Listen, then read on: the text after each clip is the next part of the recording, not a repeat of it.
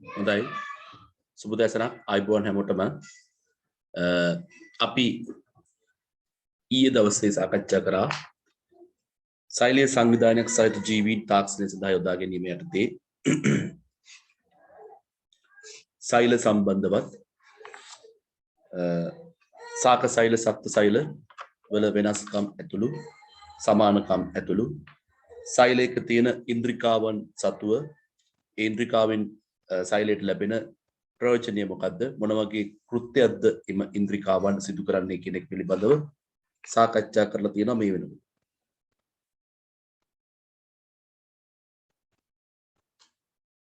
යම් විශේෂිත කෘත්‍යයක් ඉටු කිරීම සඳහා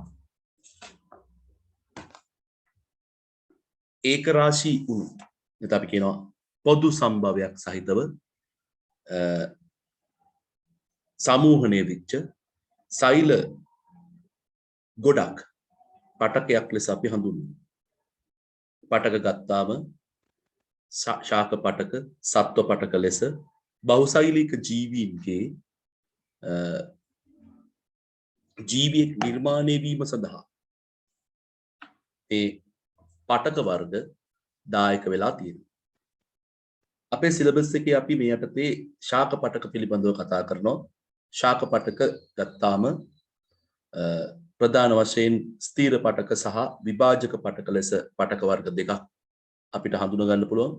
මේ පටක වර්ග දෙක යටතේ ස්ථීර පටක, නැවත සරල ස්ථීර පටක, ඒ වගේම සංකීර්ණ ස්ථීර පටක ලෙසත් විභාජක ශාක පටක ගත්තාම ශාකවල අග්‍රස්ත කොටස් වල දක්වන්න ලැබෙන අග්‍රස්ත විභාජක පටක, පාර්ශ්වික විභාජක පටක, ඒ වගේම ආන්තර් විභාජක පටක අපිට හඳුනා ගන්න පුළුවන්. ඒ වගේම ස්ථීර ශාක පටක සහ මේ විභාජක පටක මගින් ශාකයක් නිර්මාණය වීමේදී සහ වර්ධනය වීමේදී ස්ථීර ශාක පටක, සරල ස්ථීර පටක සහ සංකීර්ණ ස්ථීර පටක ලෙස නැවත වර්ග දෙකකට වෙන් වෙන අතරතුර සරල ස්ථීර පටක ශාකයක මෘදු කොටස නිර්මාණය කිරීමට දායක වන මෘදුස්තර පටක, ඒ වගේම ශාකවල යම් යම් ස්ථානවල පත්‍රවල කඳේ මුල්වල යම් ශක්තිමත් කමින් වැඩි ස්ථාන නිර්මාණය වීමට දායක වන ස්ථූල කෝණස්තර පටක සහ දුඩස්තර පටක පිළිබඳව අපි මෙතනදී කතා කරනවා. ඒ වගේම ශාකයක් තුල පත්‍ර තුල කඳ තුල මුල් තුල ද්‍රව්‍ය පරිවහනයට ජලය ಖನಿජ ලවණ ආහාර පරිවහනය සඳහා දායක වන පරිවහන පටක ලෙස ප්ලයෝම පටකය සහ ශෛලම පටකය ගැනත් අපි මෙතනදී සාකච්ඡා කරනවා. එතකොට අපි සිලබස් එක තුල කතා කරගෙන යන මාතෘකා ටික විතරයි අපි මෙතන සාකච්ඡා කරන්නේ. හේතුව මේක ටිකක් ලොකු පාඩමක්. මේකේ තියෙන සෑම මාතෘකාවක් ඔස්සේම ගොඩක් අපි ඉදිරියට ගියොත් අනවශ්‍ය දේවල් ගොන්නකින් අපිට අපේ ඔළුව වහගන්න නැත්නම් පුරව ගන්න සිද්ධ වෙනවා. එහෙම වුණාම මේක පාඩම් කරලා ලියන්න තියෙන පාඩමක් නිසා ගොඩක් අනවශ්‍ය දේවල් පාඩම් කරාම අවශ්‍ය දේ අපින් මගහැරෙන්න පුළුවන්. ඒ නිසා අපි බලමු සිලබස් එකට අනුකූලව අපිට කතා කරන්න තියෙන ශාක පටක විතරයි. මේ ශාක පටක යටතේ මොනවද අපිට හම්බ වෙන පටක සහ ඒ වයින් ශාකයකට තියෙන ප්‍රයෝජන මොනවද? මොන තැන්වලද මේ පටක අපිට බහුලව දකින්න ලැබෙන්නේ කියලා. සාමාන්‍යයෙන් බහුසෛලික සෛල නැත්නම් බහුසෛලික ජීවීන් තුල තමයි පටක සංවිධානයක් දක්වන්න ලැබෙන්නේ. මොකද සෛල ගොඩක එකතුවක්නේ පටකයක් කියලා කියන්නේ. එතකොට ඒකසෛලික ජීවියෙක් ගත්තාම ඔවුන්ගේ මුළු දේහෙම නැත්නම් ඒ මුළු ජීවියාම එක සෛලයකින් තමයි නිරූපණය වෙන්නේ. එතකොට එවැනි ජීවියෙක්ගේ අපිට පටක දකින්න ලැබෙන්නේ නැහැ. නමුත් ශූන්‍යෂ්ටික ශාක ඒ වගේම සත්ත්ව සෛල එකට එකතු වෙලා සැකසුණු ජීවීන්ගේ ශාක පටක සත්ත්ව පටක වලින් තමයි ශාක නිර්මාණය වෙලා තියෙන්නේ, සත්වයන් නිර්මාණය වෙලා තියෙන්නේ. ශාක පටක ගත්තාම විභාජක පටක සහ ස්ථීර පටක ලෙස පටක ආකාර දෙකකට වෙන් කරන්න පුළුවන්. ඒ ප්‍රධාන වශයෙන් තවදුරටත් නවසෛල ඇති කිරීමේ හැකියාව තියෙන නැත්නම් කියනවා විභාජක හැකියාවක් තියෙන පටක විශේෂ වලට අපි කියනවා විභාජක පටක කියලා. තවදුරටත් විභාජනය වීමේ හැකියාවකින් තොර නැත්නම් හැකියාවක් නැමැති පටක වර්ග යම් නිශ්චිත කෘත්‍යයක් සඳහා හැඩගැසිච්ච පටක වර්ග අපි ස්ථීර පටක ලෙස හඳුන්වනවා. එතකොට යම්කිසි නිශ්චිත කෘත්‍යයකට හැඩ ගැහිලා පෙළ ගැහිලා තවදුරටත් විභාජනය වෙමින් නවසයිල ඇති නොවන්නා වූ ආකාරයේ පටකයක් අපි ස්ථීර පටකයක් විදිහටත් තවදුරටත් විභාජනය වෙමින් යම් නිශ්චිත කෘත්‍යයක් සඳහා විශේෂණය නො වූ පටකයක් විභාජක පටකයක් ලෙසත් අපි හඳුන්වනවා. ඒ අනුව ශාක පටකවල පොදු ලක්ෂණ යටතේ අපිට ස්ථීර පටක සහ විභාජක පටකවල ප්‍රධාන ලක්ෂණ දෙකක් සඳහන් කරන්න පුළුවන්. මේවා විභාගයට ඇහුවොත් ලියා ගන්න පුළුවන් වෙන්න ඕන. ඒ අනුව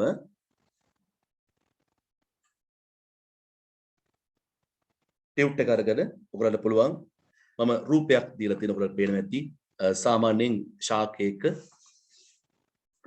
මේක ඕලෙල් පොතේ තිබිච්ච රූපයක්. මෙන්න මේ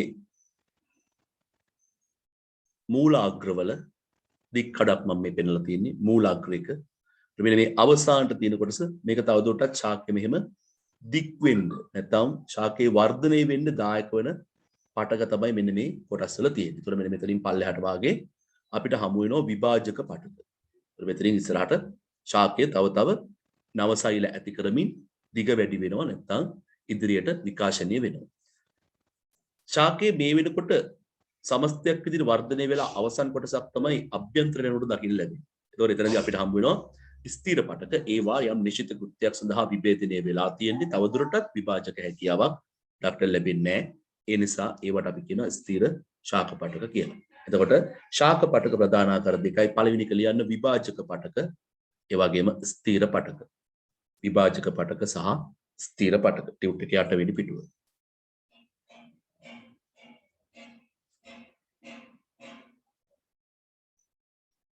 ශාක පටකවල ලක්ෂණ ඔයාලට බලන්න පුළුවන්. ශාක පටක ගත්තාම විභාජක පටක. මොකද්ද මම ඉස්සෙල්ලා කිව්වේ? යම් කෘත්‍යයක් ඉටු කිරීම සඳහා විභේදනය වෙලා නැහැ. ඒ කියන්නේ ජල පරිවහණයට හරි ආහාර පරිවහණය හරි වෙන යම් කිසි නිශ්චිත කෘත්‍යයක් ඉටු කිරීමට විභාජක නැත්නම් විභාජනය වෙලා නැත්නම් විභේදනය වෙලා හැඩ ගැහිලා නැති පටක තමයි අපි කියන්නේ විභාජක පටක කියලා. තවදුරටත් විභාජක හැකියාවක් මේගොල්ලන්ට තියෙනවා. ඒ කියන්නේ මේ පටකයක් ගත්තාම නවසෛල ඇතිවීමෙන් තවදුරටත් මේගොල්ලෝ ඉදිරියට විභාජනය වෙමින් පවතින පටක තමයි අපි කියන්නේ විභාජක පටක කියලා. මේ විභාජක පටකෙන් තමයි කන්දවල් මහත් වෙන්නේ. එතකොට පත්‍ර දිගෙන් වැඩි වෙන්නේ. එතකොට ගහ උසින් වැඩි වෙන්නේ මේ කියන විභාජක පටකවල හේතුවෙන්. මුල් දිගෙන් වැඩි වෙන්නේ මේ කියන විභාජක පටකවල ක්‍රියාකාරීත්වයේ හේතුවෙන්. ස්ථීර පටක ගත්තාම නිශ්චිත කෘත්‍යයක් සඳහා විභේදනය වී ඇත. එතකොට විභාගයට අනුව විභාජක පටක සහ ස්ථීර පටකවල වෙනස්කම් දෙකක් ලියන්න. එතකොට ඔබ විභාජක පටක කියන්නේ නිශ්චිත කෘත්‍යයක් සඳහා විභේදනය වී නැති පටක වන අතර ස්ථීර පටකයක් නිශ්චිත කෘත්‍යයක් සඳහා විභේදනය වී ඇත කියලා දෙකම සංසන්දනාත්මකව ලියන්න. දෙකේ වෙනස්කමක් කොම එකක් ලියලා ඉන්න බෑ. ඒ වගේම විභාජක පටක තවදුරටත් විභාජක හැකියාවක් පවතින අතර ස්ථීර පටක වලට විභාජක හැකියාවක් නැත. ඒ වලට දෙකක් අහනකොට මේ විදිහට ඕනනම් වගුවක් දාලා විභාජක පටක සහ ස්ථීර පටක ලියලා එකිනෙකට අනුරූපී සාධක පෙළ ගස්වන්න පුළුවන් මේ තියෙන විදිහටම ගැටලුවකින් තොරව. රයිට්. ලියන්න බලන්න ශාක පටක වල ලක්ෂණ. ටේබල් එකක් අරගෙන ලියා ගන්න විභාජක පටක සහ ස්ථීර පටක වල ලක්ෂණ. විභාජක පටකයක් කියලා කියන්නේ විශේෂිත කෘත්‍යයක් ඉටු කිරීම සඳහා විශේෂණය නොවු පටක. ඒ කියන්නේ හැඩ ගැහිලා නැති පටක. ඒවට විභාජක හැකියාවක් තියෙනවා. ඒවා නිතර සෛල විභාජනය වෙනවා. විභාජනය වෙන බැවින් ශාක වර්ධනයට මේවා දායක වෙනවා.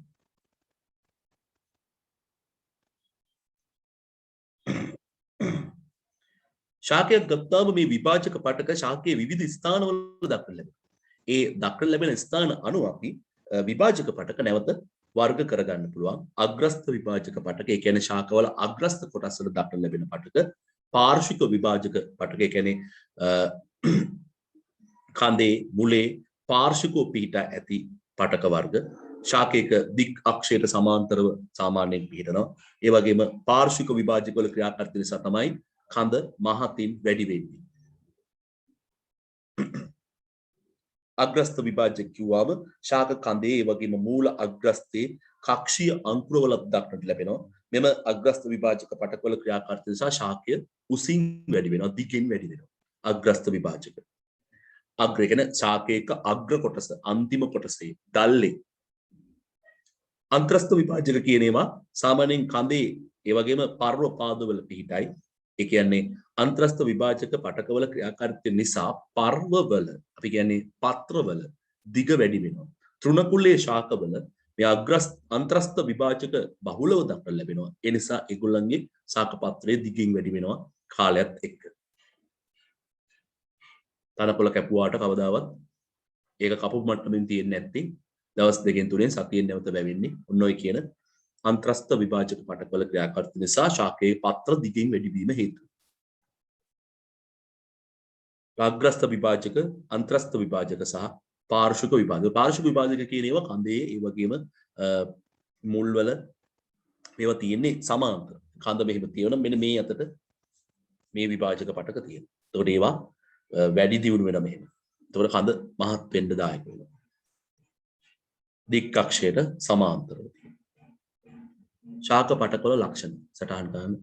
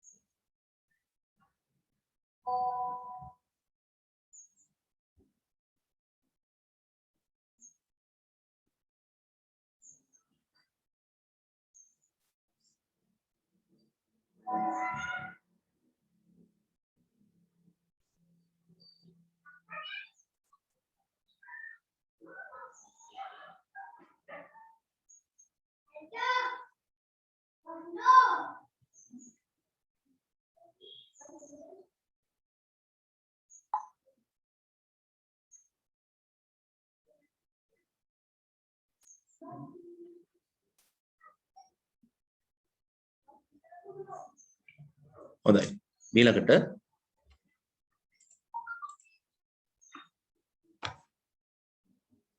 මැච් එක දිනුවා නේද? අද තියෙන එක. අද ඊයේ තිබ්බ එහෙමයි ඉතින් ඉන්දියන් ඉසඩ් ටීම් එක ඔයක් ඇහුවේ. A ටීම් එකක් නෙමෙයි B ටීම් එකක් නෙමෙයි ඊයේ C D E ටීම් එක වගේ එකක් ඉන්දියාවේ ගැහුවේ. ඉතින් ඒකටත් වෙන තටමලා මැච් එක දිනාගත්තා. හැබැයි කමන්නේ හොඳ උත්සාහයක්. හොඳ උත්සාහයක්.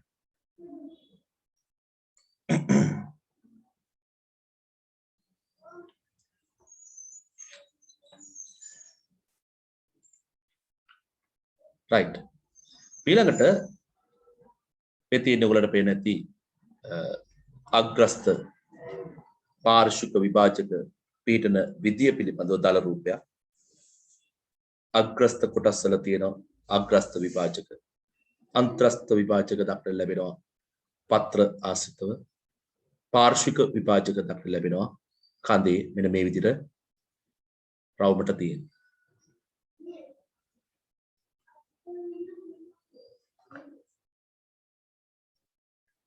ස්ථීර පටක. තවදුරටත් විභාජනය වීමේ හැකියාව නොමැති යම් නිශ්චිත කෘත්‍යයක් සඳහා විභේදනය වී ඇති.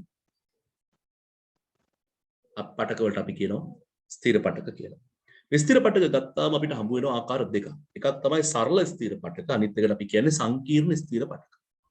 සරල ස්ථීර පටක කියලා කියන්නේ එකම වර්ගයේ සෛල එකතු වෙලා හැදුණු පටක කියන්නේ. සංකීර්ණ ස්ථීර පටක කිව්වම ඒවායේ සෛල වර්ග කිහිපයක් එකතු වෙලා තියෙන්න පුළුවන්, නැත්නම් අන්තර්ගත වෙන්න පුළුවන්. එකම වර්ගයේ සෛල සමූහණය වීමෙන් සෑදෙනවා සරල ස්ථීර පටක. වෙනස් වෙනස් වර්ගවල සෛල එකතු වීමෙන් සෑදෙනවා සංකීර්ණ ස්ථීර පටක. මේ සරල ස්ථීර පටක ගත්තාම නැවත වර්ග තුනකට වෙන් කරන්න පුළුවන්. එකක් මෘදුස්තර පටක, ස්ථූල කෝණස්තර පටක සහ දුඩස්තර පටක. මේ මෘදුස්තර පටකය කියන්නේ ශාකයක මෘදු කොටස් නිර්මාණය වීමට දායක වෙලා තියෙන්නේ මෘදුස්තර පටකය. එතකොට ඔය ගොඩක් වෙලාවට මේ මෘදුස්තර පටකය ගත්තාම ශාකයක වැඩිපුරම දක්නට ලැබෙන්නේ මේ මෘදුස්තර පටක. මේවායේ සෛල බිත්ති අපි දන්නවා පටකයක් ගත්තම සෛල ගොඩක එකතුවක්. මේ සෛල දැන් මේ මෘදුස්තර පටකය කියලා කියන්නේ සෛල ගොඩක එකතුවක්. මේ මෘදුස්තර පටකය තුල තියෙන සෛල අතර අන්තර් සෛලීය අවකාශ ගොඩක් තියෙනවා. බහුලයි. ඒ නිසා මේ මෘදුස්තර පටකවල ගොඩක් වෙලාවට අන්තර් සෛලීය අවකාශ තුල ජලය රැඳිලා තියෙන නිසා පොඩි තෙත ගතියක් නැත්තම් අර වියලි ගතිය අඩුයි මේ මෘදුස්තර පටක තියෙන ස්ථාන. right. එතකොට මෘදුස්තර පටක ගත්තාම සෛල බිත්තිය තියෙනවා, න්‍යෂ්ටිය තියෙනවා. ඒ සෛලයක් ගත්තාම හැබැයි සෛලයට යාබත සෛල ගත්තාම මෙන්න මේ විදිහට ඔහම ගත්තාම ඒගොල්ලන්ගේ මේ පටකය ගත්තාම ඒගොල්ලෝ අතර මෙහෙම හිඩැස් තියෙනවා. අන්තර් සෛලීය අවකාශ සෛල අතර අවකාශ බහුලව තියෙනවා. දක්නට ලැබෙනවා. මේ තමයි මේ මෘදුස්තර පටකයක තියෙන විශේෂ ලක්ෂණ. ඒ වගේම අපිට හමු වෙනවා ස්ථූල කෝණස්තර පටක. ශාකයකට යම්කිසි දැඩි බවක්, ශක්තිමත් බවක්, යාන්ත්‍රිකව නම්‍යශීලීත්වය අඩු කිරීමට නැත්නම් යාන්ත්‍රික ශක්තිමත් බවක් ලබා දීමට මේ ස්ථූල කෝණස්තර පටකය දායක වෙනවා. මේවා ගොඩක් වෙලාවට වැඩිදුර නැත්නම් හරි නිකන් විකරණය වෙච්ච නැත්නම් අපි කියනවා වැඩිවියටපත් වෙච්ච මෘදුස්තර පටකල සෛල වලින් තමයි මේක සමන්විත වෙන්නේ. මේක විශේෂත්වය තමයි අර මෘදුස්තර පටකයක සෛල අතර තියෙන අවකාශ වල ප්‍රමාණය තරම්ම අන්තර් සෛලීය අවකාශ දක්නට ලැබෙන්නේ. ඒගොල්ලන්ගේ අන්තර් සෛලීය අවකාශ අඩුයි. මෘදුස්තර පටකයක අන්තර් සෛලීය අවකාශ ගොඩයි. ස්ථූල කෝණස්තර පටකයක් ගත්තාම සෛල අතර තියෙන අන්තර් සෛලීය අවකාශ ප්‍රමාණය අඩුයි. එතකොට ස්ථූල කෝණස්තර පටකයක් සාමාන්‍ය මෘදුස්තර පටකයකට වඩා වියලි බවකින් යුක්තයි. ඒ වගේම දැඩි බවක් පෙන්වුම් කරනවා මෘදුස්තර පටකයට සාපේක්ෂව. ශාකයකට දැඩි සන්ධාරණ කෘත්‍යයක් ලබා දෙමින්, දැඩි ශක්තිමත් බවක් ලබා දෙමින්, ශාකයක යාන්ත්‍රික ශක්තිමත් බව අධික ලෙස වැඩි කිරීමට දායක වෙන තවත් විශේෂ සරල ස්ථීර පටකයක් තියෙනවා. ඒ තමයි දුඩස්තර පටකය. මේ දුඩස්තර පටකය ගත්තාම දුඩස්තර පටකයක සෛල අතර අවකාශයක් නොමැති තරම් අන්තර් සෛලීය අවකාශ නැත කියලා උනත් අපිට කියන්න පුළුවන්. හැබැයි නැත කිව්වොත් ඒක 100%ක්ම නැහැ කියන අදහසනේ. ඒ නිසා අපි නැත කියලා නෙමෙයි කියන්නේ නොමැති තරම්. අන්තර් සෛලීය අවකාශ නොමැති තරම්. නැත්තම් නැත. right. ඒතර මෘදුස්තර පටක ගත්තාම ඒගොල්ලන්ගේ අන්තර් සෛලීය අවකාශ බහුලයි. මෘදුස්තර සෛල වලින් පස්සේ අපිට ස්ථූල කෝණස්තර හම්බ වෙනවා. ස්ථූල කෝණස්තර වල අන්තර් සෛලීය අවකාශ අඩුයි. දුඩස්තර ගත්තාම අන්තර් සෛලීය අවකාශ නොමැති තරම්. ඒ නිසා ඊටාම දැඩි වියලි බවක් ජලය රඳවා තබා ගැනීම හැකියාව ගොඩක් අඩුයි ඒ සෛල අතර. ඒ නිසා දැඩි වියලි බවක්, දැඩි ශක්තිමත් බවක් ශාකයකට ලබා දෙන්න දුඩස්තර පටකයට හැකියාව ලැබෙනවා. right. ඒතර මේ හැම සෛල බිත්තියක්ම හැදලා තියෙන්නේ සෙලියුලෝස් වලින්. ශාකයක ඔය සෛල බිත්තිවල කොම් සෙලියුලෝස් වලින් ඝනකම් වෙලා තවදුරටත් මේ දැඩි බව වැඩි කරන්න මේ දුඩස්තර පටක, ඒ වගේම ස්ථූල කෝණස්තර පටකවල යම් යම් සෛල දායක වෙලා තියෙනවා. right. අපිට මේ සරල ස්ථීර පටක තුනේ ලක්ෂණ ගැන අපේ සිලබස් එකේ කතා කරන්න සිද්ධ වෙනවා. ඒ යටතේ සරල ස්ථීර පටකවල ලක්ෂණ යටතේ මෘදුස්තර පටකය. මේක ජීව සෛල. ජීව ගුණය නැත්නම් සජීවී සෛල තමයි මෘදුස්තර පටකවල දක්නට ලැබෙන්නේ. ස්ථූල කෝණස්තර පටකවලත් ජීව සෛල තියෙනවා. සජීවී සෛල. දුඩස්තර පටක ගත්තාම ඒවා අක්‍රීය සෛල නැත්නම් අපි කියනවා අජීවී සෛල ලෙස තමයි අපිට මේ පටකයක තියෙන සෛල හඳුනා ගන්න පුළුවන් වෙන්නේ. බිත්ති ඊටාම තුනී මුදුස්තර පටකයක් මතක තියාගන්න සෛල බිත්තිය හැදිලා තියෙන සෙලියුලෝස් වලින්. ඒක සාක සෛලයක ලක්ෂණයක්. සෛල බිත්තියක් තියෙනවා මුදුස්තර පටකයේ තියෙන සාක සෛල. ඒ සාක සෛල වල බිත්තිය හැදිලා තියෙන සෙලියුලෝස් වලින්. ඒ වගේම ඒ බිත්තිය හරිම තුනී. ස්ථූල කෝණස්තර පටක ගත්තාම ඒ වායේ තියෙන සෛල ගත්තාම ඒ සෛලද හැදිලා තියෙන සෙලියුලෝස් වලින්. හැබැයි සෛල වල කොම් සෙලියුලෝස් නිසා දැඩි ලෙස ඝනකම් වී තියෙනවා. ටිකක් ඝනකම් වෙලා තියෙනවා. බිත්ති තුනේ මුදුස්තර පටකයේ වගේම තමයි. රයිට්? දුඩස්තර පටක ගත්තාම සෙලියුලෝස් බිත්ති නැත්නම් සෙලියුලෝස් වලින් සෛල බිත්තිය හැදිලා තියෙනවා. ඒ වගේම ලිග්නින් නැමැති පොලිසැකරයිඩෙන් සෛල බිත්ති තවදුරටත් ඝනකම් වී නිර්මාණය වෙලා තියෙනවා.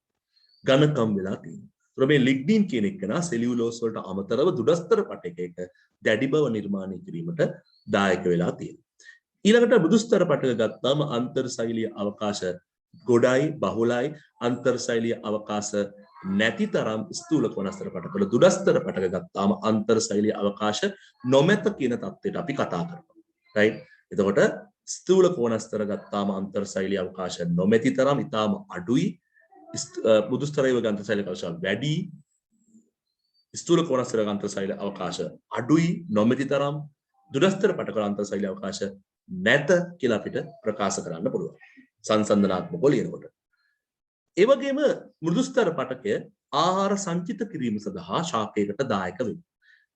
ස්ථූල කෝණස්තර පටක ගත්තාම සන්ධාරණ කෘත්‍යයක් ඉටු කිරීමට ශක්තිමත් බවක් ලබා දීමට දායක වන අතරතුර දුරස්තර පටකය දැඩි සන්ධාරණ කෘත්‍යයක් දැඩි ශක්තිමත් බවක් ලබා දීමට ශාකයකට දායක වෙලා තියෙනවා. එහෙනම් ඔයාලට පුළුවන් සරල ස්ථීර පටකවල ලක්ෂණයක් තේ මුදුස්තර පටකය, ස්ථූල කෝණස්තර පටකය, දුරස්තර පටකය කියන තුන මම ටේබල් එකක් විතර තියලා තියෙනවා. රූප අඳින්න අවශ්‍ය නැත. රූපය අඳින්න අවශ්‍ය නැත. අවශ්‍ය කෙනෙක් ඉන්නවා නම් අඳින්න පුළුවන්. හැබැයි අඳින්න එන්නේ නැහැ. අඳින්න අවශ්‍ය නැහැ නිසා. පැහැදිලිද? මෘදුස්තර පටක, ස්ථූල කෝණස්තර පටක සහ දුඩස්තර පටක වල තියෙන ලක්ෂණ ටික ලියා ගන්න. මේ ලක්ෂණ වලින් විභාගයට අහන්න පුළුවන්. මෘදුස්තර සහ ස්ථූල කෝණස්තර පටක වල වෙනස්කම් දෙකක් ලියන්න. වෙනස්කම් විතරයි තෝරගත යුත්තේ. රයිට්? අන්තර්සෛලීය අවකාශ ඇත. මෘදුස්තරය වගේ. ස්ථූල කෝණස්තරය වගේ අන්තර්සෛලීය අවකාශ අඩුය, නොමැති තරම්ය. තේරුණාද? ඒ වගේම ආහාර සංචිත කිරීමට හැඩ ගැසී ඇත. මෘදුස්තර. ස්ථූල කෝණස්තර සන්ධාරණ කෘත්‍යයක් ඉටු කරයි. එහෙම ලියන්න පුළුවන්. අවලොත් මෘදුස්තර සහ දුරස්තර පටක අතර වෙනස්. තුනම අහන්නේ දෙකයි. එතකොට අන්තර්සෛලීය අවකාශ ඇත මෘදුස්තර. දුරස්තර අන්තර්සෛලීය අවකාශ නොමැත. මෘදුස්තර ආහාර සංචිත කරයි. දුරස්තර සන්ධාරණ කෘත්‍යයක් නැත්නම් දැඩි සන්ධාරණ කෘත්‍යයක් ඉටු කරයි. අපි ලියන්නේ දෙන්නෙක් පදනම් කරගෙන වැඩිය අඩුය වැඩිය ඉතා වැඩිය. එහෙම ඕනේ නැහැනේ. අඩුයි වැඩි කියලා ලියන්න පුළුවන් දෙන්නෙක් ගැන කතා කරලා. තුන් දෙනෙක් හිටියොත් තමයි අඩුයි වැඩි ඊටත් වඩා වැඩි. අන්න එහෙම කියන්නේ. පැහැදිලිද? තුන් දෙනෙක් එකවර සංසන්දනය කරන අහන්නේ නැහැ විභාගෙට. අහන්නේ දෙන්නෙක් ගැන විතරයි. ඒතර මේ පටක වර්ග තුනෙන් දෙන්නෙක් ගැන අහන්න පුළුවන් විභාගෙට අනිවාර්යෙන්ම වෙනස්කම් තමයි අහන්නේ. රයිට්? හොඳයි. එහෙනම් ලියන්න බලන්න සරල ස්ථිර පටක වල ලක්ෂණ.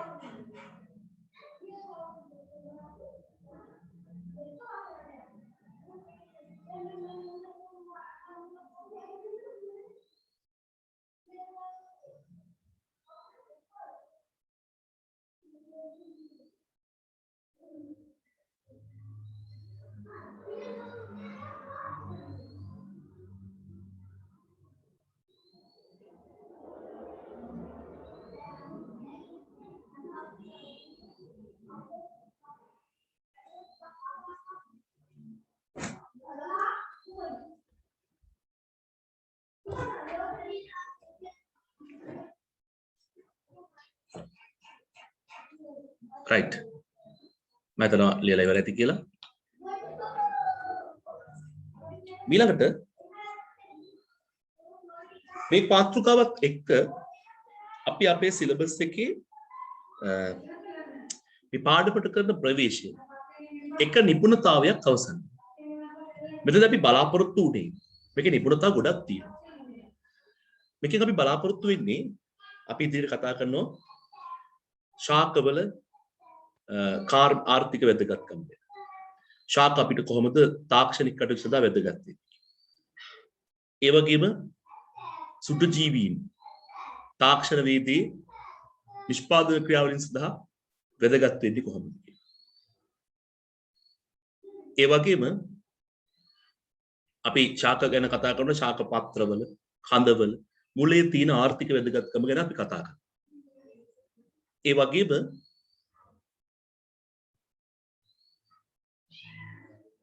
අපි පෘෂ්ඨවංශීන් අපෘෂ්ඨවංශීන් ගැන කතා කරනවා. සුදු ජීවීන් මත පදනම් වෙච්ච කර්මාන්තවල ස්වභාවය ගැන කතා කරනවා. ඒ වගේම අපි කතා කරනවා පටක රෝපණය සහ වනාන්තර ආර්ථික වේ වශයෙන් වනාන්තරවල පාරිසරික වශයෙන් අපිට තියෙන ප්‍රතිලාභ මොනවද කියන එක මේ පාඩමේදී කතා කරනවා. ඒ නිසා මේක ටිකක් ලොකු පාඩමක් printed note එකක් දීලා තියෙන නිසා. ඊළඟ නිපුණතාවයට අපි යමු. ඒ තමයි සුද්ධ ජීවී. අපි දන්නවා අතීතයේදී ඈත අතීතය ගත්තාම බොහොමයක් සංසිද්ධීන් ඉබේ ඇති වුණායයි අපි සලකලා තියෙනවා. අපි හිතලා තියෙනවා. අපි හිතුවේ ගොඩක් දේවල් ඉබේ සිද්ධ වෙනවා.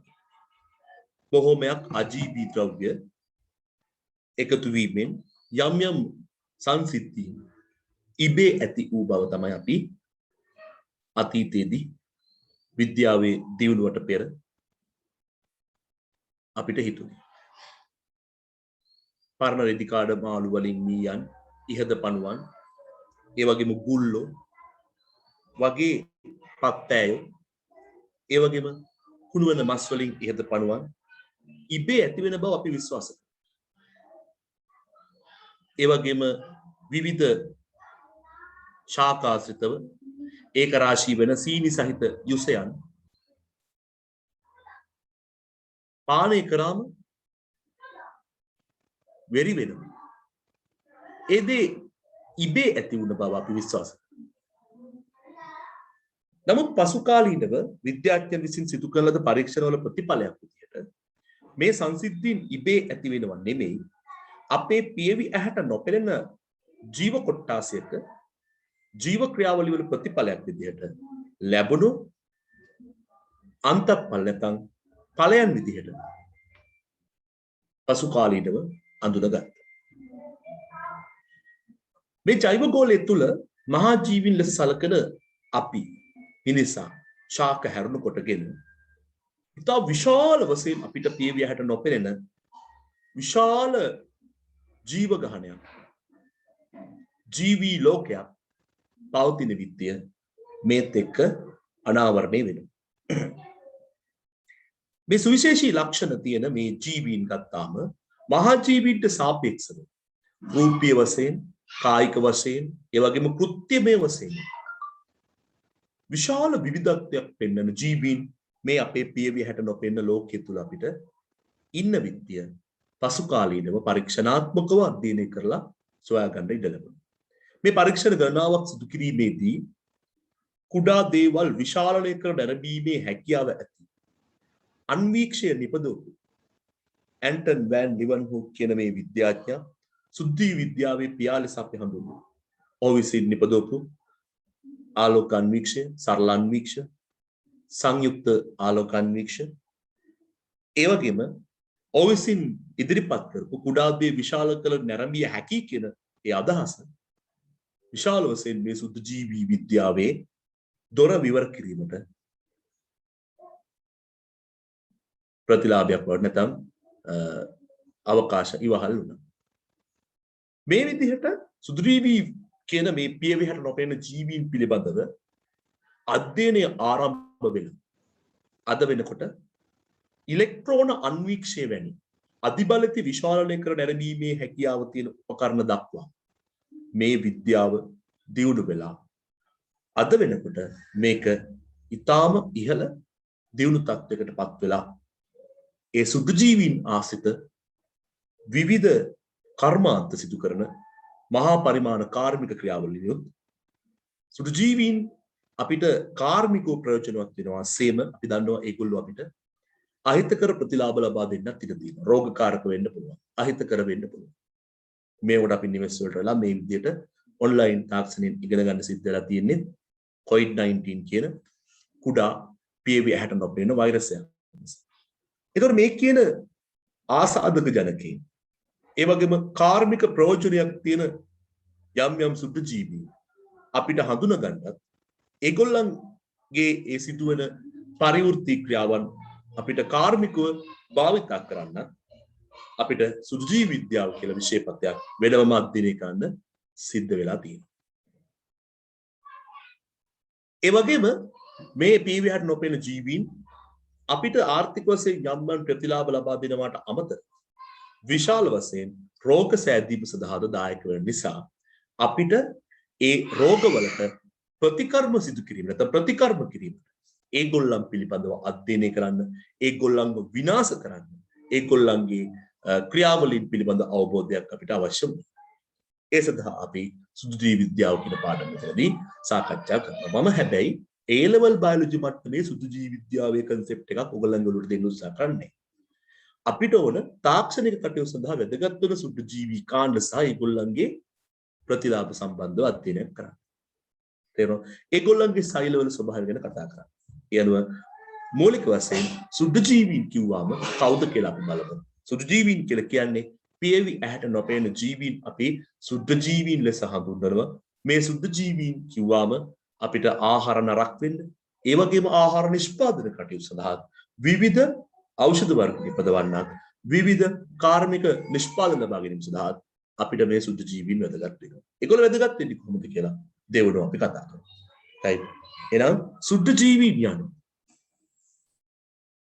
සුද්ධ ජීවීන් යන සුද්ධ ජීවීන් යනෝ පියවි ඇසට නොපෙනෙන ජීවීන්. පියවි ඇසට නොපෙනෙන ජීවීන්. පියවි ඇසට නොපෙනෙන ජීවීන්. ඒ කියන්නේ 0.1 මිලිමීටරට වඩා කුඩා ජීවීන්. පියවි ඇසට නොපෙනෙන ජීවීන්. වරහණක් ඇතුලේ 0.1 මිලිමීටරට වඩා කුඩා ජීවීන්. සුද්ධ ජීවීන් ලෙස හැඳින්වේ. සුද්ධ ජීවීන් ලෙස හැඳින්වේ. පියවි ඇට නොපෙනෙන ජීවීන්, පියවි ඇසට නොපෙනෙන ජීවීන් සුද්ධ ජීවීන් ලෙස හැඳින්වේ. වරහණක් ඇතුලේ 0.1 මිලිමීටරට වඩා කුඩා ජීවීන්. තාක්ෂණික වශයෙන් අපිට වැදගත් වෙන සුද්ධ ජීවීන් ගත්තාම ප්‍රධාන සුද්ධ ජීවී කාණ්ඩ කිහිපයක් අපිට හඳුනා ගන්න පුළුවන්. මේ සුද්ධ ජීවී ලෝකයේ ඉන්න සුද්ධ ජීවීන්ගේ තියෙන ශෛලිය විවිධත්වය, කෘත්‍යමය වශයෙන් තියෙන විවිධත්වය, ඒගොල්ලන්ගේ තියෙන විවිධත්වය පදනම් කරගෙන ඒගොල්ලන්ව අධ්‍යයනය කිරීම සඳහා අපි ප්‍රධාන සුද්ධ ජීවී කාණ්ඩ කිහිපයකට වෙන් කරලා තියෙනවා. ඒ වගේම සුද්ධ ජීවී ලෝකයේ තුල අපි අර කතා කරපු ශූන්‍යෂ්ටික ආකාරයේ ශෛල දක්නට ලැබෙන සුද්ධ ජීවීනුත්, ප්‍රාග්ඥෂ්ටික ශෛල සංවිධානයක් සහිත සුද්ධ ජීවීනුත් අපිට හම්බ වෙනවා. right. අපි ඒගොල්ලන් හඳුනගමු. තාක්ෂණික නිෂ්පාදන වලට වැදගත් වන සුද්ධ ජීවීන් ලියන්න බලන්න. බැක්ටීරියා, තෙලීර, මේ දෙකොල්ල තමයි මේ පෘථිවියේ නැත්නම් විශ්වයේ නැත්නම් මේ පෘථිවිය තුල ඉතාම බහුල ජීව කොට්ටාසය වෙන්නේ. බැක්ටීරියාව, ඊළඟට දිලීර, ප්‍රෝටෝසෝවා, ඇල්ගී, වෛරස. අපි දන්නවා බැක්ටීරියා කියන්නේ ප්‍රාග්ඥෂ්ටික ශෛලීය සංවිධානයක් සහිත සුද්ධ ජීවියෙක්. දිලීර, ප්‍රෝටෝසෝවා, ඇල්ගී කිව්වම ඒගොල්ලන්ට තියෙනවා ශූන්‍යෂ්ටික ශෛලීය සංවිධානයක්. වෛරස් ගත්තාම අපි ඉස්සරහට කතා කරමු. ඒගොල්ලන්ට ශෛල සංවිධානයක් නැහැ. අතරම කිව්වොත් වෛරස් කියන්නේ ජීවීන්ද අජීවීද කියලා අපිට තාමත් 100% වෙන් කරන්න හැකියාවක් නැහැ. සමහර අවස්ථාවල වෛරස් ජීව ලක්ෂණ පෙන්වුම් කරනවා. ඒ වගේ වෙලාවට අපි ජීවීන් ලෙස සලකනවා. සමහර අවස්ථාවල වෛරස් අජීවී ලක්ෂණ පෙන්වුම් කරනවා. අජීවී ලක්ෂණ පෙන්වුම් කරනවා. එතකොට අපි ඒගොල්ලන් අංශුමය ස්වභාවයකින් දකිනවා. අංශුවක් ලෙස දකිනවා. ඒ නිසා වෛරස් වලට ශූන්‍යෂ්ටික හෝ ප්‍රාග්ඥෂ්ටික ශෛලීය සංවිධානයක් සාකච්ඡා කරන්නේ නැහැ. නමුත් බැක්ටීරියා පැහැදිලිවම සියලුම බැක්ටීරියාවෝ ප්‍රාග්ඥෂ්ටික ශෛල සංවිධාන සහිතයි. දිලීර, ප්‍රෝටෝසෝවා, ඇල්ගී කියන කට්ටිය ශූන්‍යෂ්ටික ශෛල සංවිධාන වලින් සමන්විතයි. දොර බැක්ටීරියාවන්ට න්‍යෂ්ටියක් නැහැ. දිලීර, ප්‍රෝටෝසෝවා, ඇල්ගී වල න්‍යෂ්ටි තියෙනවා. පටලමේ ඉන්ද්‍රිකා බැක්ටීරියා වල නැහැ. දිලීර, ප්‍රෝටෝසෝවා, ඇල්ගී වල පටලමේ ඉන්ද්‍රිකා දක්නට ලැබෙනවා. මයිටොකොන්ඩ්‍රියම, ගොල්ගි දේහ, අන්තස්ප්ලාස්මීය ජාලිකා වගේ දේවල් බැක්ටීරියා වල නැහැ. දිලීර, ප්‍රෝටෝසෝවා, ඇල්ගී වල තියෙනවා. ඇයි? ශූන්‍යෂ්ටික ශෛලවල ලක්ෂණ ඒගොල්ලන්ට තියෙනවා. ප්‍රාග්ඥෂ්ටික ශෛල ලක්ෂණ බැක්ටීරියාවන්ට තියෙනවා. right. ඊළඟට අපි එක් සුද්ධ ජීවී කාණ්ඩය පිළිබඳව සංක්ෂිප්තව කතා කරමු. එක්තරා සීමාවක් තුළ ඊට වඩා දුර යන්නේ නැතිව. මේ දීලා තියෙන රූප රාමුවලින් ඔයගොල්ලන්ට අඳුන ගන්න පුළුවන්. මෙන්න මේ පළවෙනි රූප රාමුවේ බැක්ටීරියාවෝ ටික. ඒ වගේම මෙතන ප්‍රෝටෝසෝවාවන්,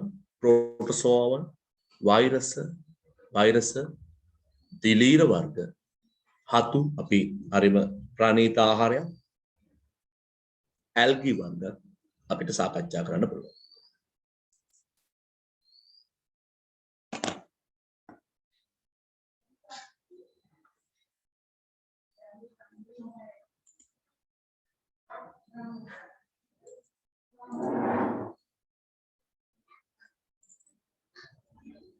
ඊළඟට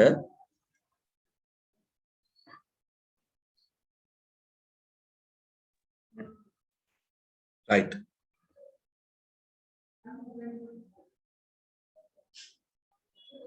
බැක්ටීරියා අවුරුදු බිලියන 3.5කට විතර පෙර පෘථිවි ඇතිවිච්ච ජීව කොට්ටාසයක් විදිහට අපිට බැක්ටීරියාව සලකන්න පුළුවන්. පෘථිවියේ වැඩිපුරම බහුලම ජීවී කාණ්ඩය තමයි බැක්ටීරියා. මේ බැක්ටීරියා ගත්තාම ඒගොල්ලන්ගේ සියලුම බැක්ටීරියාවන්ගේ සෛල සංවිධානය ප්‍රාග්න්‍යෂ්ටිකයි. ඊටාම සංකීර්ණත්වයෙන් අඩු න්‍යෂ්ටියක් දක්වන්න ලැබෙන්නේ නැති පටලම ඉන්ද්‍රිකා නොදරන ජීව කොට්ටාසයක් විදිහට අපිට ප්‍රාග්න්‍යෂ්ටික බැක්ටීරියාවෝ හඳුන්වන්න පුළුවන්. බැක්ටීරියාවෝ සියලු දෙනා ඒකසෛලික. එනිසා බැක්ටීරියාවන්ගේ පටක දකින්න ලැබෙන්නේ ඒකසෛලිකයි. එක සෛලයක් මුළු ජීවයාම නිරූපණය වෙනවා. ඇතැම් බැක්ටීරියා විශේෂ ගත්තාම ඒගොල්ලන් සෛල ගොඩක් බැක්ටීරියාවෝ කිහිප දෙනෙක් එකතු වෙනවා. එකට ඇලුණු ඝනාවාස විදිහට අපිට දකින්න ලැබෙනවා. ඒකට අපි කියන්නේ ඝනාවාසය. right එතකොට ඒක ජීවියෙක් නෙමෙයි බැක්ටීරියාව ගොඩක් එකට ඉන්න ඝනාවාසය. හැම වෙලේම බැක්ටීරියාව ඒකසෛලිකයි. බහුසෛලික නෙමෙයි. බැක්ටීරියාවෙක් හැදෙන්න සෛල ගොඩක් අවශ්‍ය නැහැ. එක සෛලයක් කියන්නේ බැක්ටීරියාවක් කියන එකයි මේකේ තේරුම. සර්ව ව්‍යාප්තිය පෙන්වුම් කරනවා. මොකද මේ බැක්ටීරියාවන්ට ඉතාම විශාල ශ්වසන විවිධත්වයක්. ඒ වගේම පෝෂණ විවිධත්වයක්. ඒ වගේම ඉහළ ප්‍රජනන ශීඝ්‍රතාවයක්. පරිසරයේ ඉන්න අනිකුත් ජීවීන් එක්ක හොඳින් අනුවර්තනය වෙමින් ජීවත් වීමේ හැකියාව. පරිසරයේ තියෙන විවිධ උපස්තරත් එක්ක යැපීමේ හැකියාව මේගොල්ලන්ට පවතිනවා. ඒ නිසා මේගොල්ලන් සර්ව ව්‍යාප්තියක් පෙන්වුම් කරනවා. ඒ කියන්නේ සෑම පාරිසරික පද්ධතියකම වාගේ මේගොල්ලන් දක්වට ලැබෙනවා. මේගොල්ලන්ට මේ ආවේනික විච්ච ශීඝ්‍ර වර්ධනයට ශීඝ්‍ර ලෙස ප්‍රජනනය වීමට එක්තරා එක වැදගත් හේතුවක් මූලික වෙලා තියෙනවා. ඒ තමයි බැක්ටීරියා සෛල ගත්තාම ඒගොල්ලන්ගේ සෛලීය පරිමාවට සාපේක්ෂව සෛලයේ පරිමාවත් එක්ක සංසන්දනය කරාම මතුපිට ශේෂ්ත්‍රඵලය ඒගොල්ලන්ගේ ගොඩක් වෙනවා. සෛලීය පරිමාවට සාපේක්ෂව මතුපිට ශේෂ්ත්‍රඵලය වැඩි නිසා සෛලය තුලට ද්‍රව්‍ය ඇතුල් වෙන්න සෛලයේ පරිවෘත්ති ක්‍රියාවලින් එළියට දාන ද්‍රව්‍ය එළියට දාන්න අවශ්‍ය කරන වපසරිය ගොඩක් වැඩි. එහි ප්‍රතිඵලයක් විදිහට බැක්ටීරියාවෝ විශාල වර්ධනයක් ශීඝ්‍ර ප්‍රජනනයක් පෙන්වුම් කරනවා. ඒ වගේම මේ බැක්ටීරියා සෛල ගත්තාම ප්‍රමාණයෙන් මයික්‍රෝමීටර් 0.25ක් මයික්‍රෝමීටර් සිට මයික්‍රෝමීටර් 5ක පමණ විශාලත්ව පරාසයක ජීවීන් තමයි මේ බැක්ටීරියාවෝ කියලා කියන්නේ. ඒ නිසා මේගොල්ලෝ නිරීක්ෂණය කරන්න පුළුවන් වෙන්නේ ආලෝක අන්වීක්ෂයකින් නිරීක්ෂණය කරන්න පුළුවන්. මේකට ඉලෙක්ට්‍රෝන අන්වීක්ෂයක් අත්‍යවශ්‍ය නැහැ. සංයුක්ත ආලෝක අන්වීක්ෂයකින් මේ බැක්ටීරියාවෝ අපිට බැක්ටීරියා ගහණය නැත්නම් මේ සුදු ජීවී ලෝකයේ ඉන්න බැක්ටීරියා කියන ඒ ජීවීන්ව අධ්‍යයනය කරන්න හැකියාව ලැබෙනවා. ඒ වගේම මේ බැක්ටීරියා සෛලයක් ගත්තාම මේ බැක්ටීරියා සෛලවල දක්නට ලැබෙන ආවේනික අංගෝපාංග ටිකක් තියෙනවා. බැක්ටීරියා සෛලයක් ගත්තාම ඒ බැක්ටීරියා සෛලයේ බිත්තිය සෛල බිත්තිය දක්නට ලැබෙනවා. සෛල බිත්තියට එළියෙන් සෛල කොපුවක් දක්නට ලැබෙනවා. ඊට ඇතුලෙන් සෛලෝප්ලාස්ම පටලයක්. දැන් මෙන්න මේ විදිහට සෛලය ගත්තොත් සෛලය දිහා බලන අපිට කතා කරන්න පුළුවන්.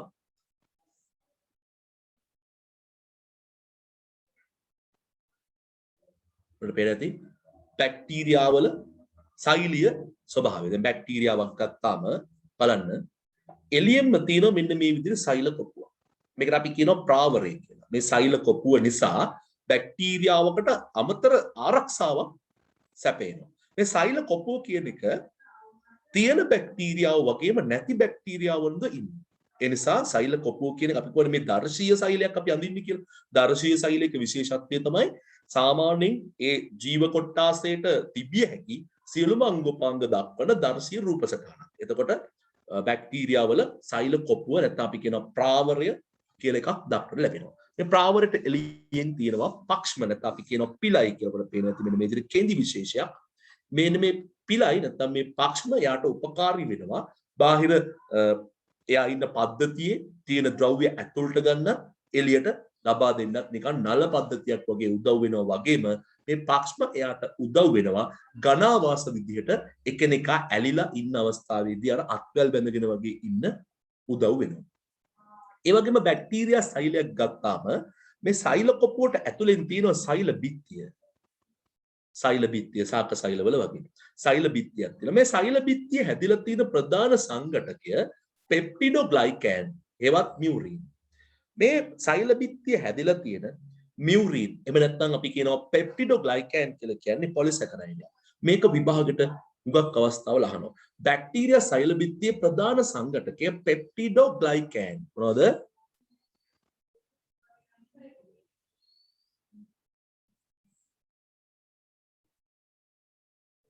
පෙප්ටිඩෝග්ලයිකෑන්. බැක්ටීරියා සෛල බිත්තිය හැදලා තියෙන ප්‍රධාන සංඝටකය.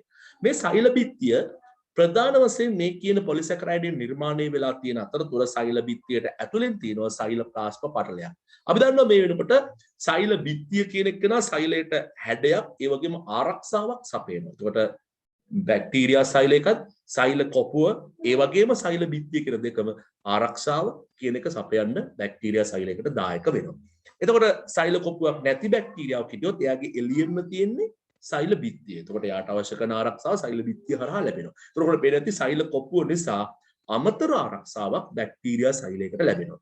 ඒ වගේම සෛලප්ලාස්ම පටලය ඔයගොල්ලෝ දන්නවා සෑම සෛලයකම සෛලප්ලාස්මයට ආවරණයක් විදිහට තියෙනවා සෛලප්ලාස්ම පටලයක්. මේ සෛලප්ලාස්ම පටලය හරහා ද්‍රව්‍ය සෛල තුළට ඇතුල් වීම පිටතට යෑම නියාමනය වෙනවා. අපි මේ වෙනකොට කතා කරලා තියෙනවා සෛලප්ලාස්ම පටලයක කෘත්‍යය. ඒක ශාකද සත්වද බැක්ටීරියාද අදාළ නැහැ. ඒ කෘත්‍ය කියන එක මේ හැම එකටම එකයි පොදුයි.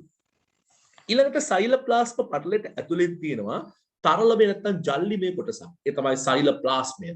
මේ සෛලප්ලාස්මය තුල ගිලිලා තමයි බැක්ටීරියා සෛලවල අන්තර්ගත ඉන්ද්‍රිකාවන් රඳවාගෙන ඉන්නේ. නැත්නම් දාගෙන තියාගෙන ඉන්නේ. ඒතකොට මේ සෛලප්ලාස්මය ඉන්ද්‍රිකා රඳවා තබා ගැනීමටත් යම් යම් පරිවෘත්ති ක්‍රියා සිදු කිරීමටත් බැක්ටීරියා සෛලයකට දායක වෙනවා. මේ සෛලප්ලාස්මය තුල ගිලී පවතින විශේෂිත අංග තුනක් අපිට හමු වෙනවා. එකක් තමයි රයිබෝසෝම. රයිබෝසෝම ප්‍රාග්නස්තික නිසා මේ තියෙන්නේ 70S ආකාරයේ රයිබෝසෝම. ප්‍රෝටීන සංශ්ලේෂණයට දායක වෙනවා. 70S ආකාරයේ රයිබෝසෝම දක්නට ලැබෙනවා. සාමාන්‍යයෙන් තරමක් කුඩායි. විශාල ප්‍රමාණයක් මේ රයිබෝසෝම බැක්ටීරියා සෛලයේ පුරාවට සෛලප්ලාස්මය තුල ගිලී පවතිනවා අපිට දකින්න ලැබෙනවා. ඒ වගේම මේ බැක්ටීරියා සෛලයක සෛලප්ලාස්මය තුල ගිලුණු DNA එක ප්‍රවේණික ද්‍රව්‍ය රැහැනක් දක්නට ලැබෙනවා. ඔයාලා පේන මෙන්න මෙතන නිකන් ලණු කැරල්ලක් වගේ ප්‍රවේණික ද්‍රව්‍ය අපි කියනවා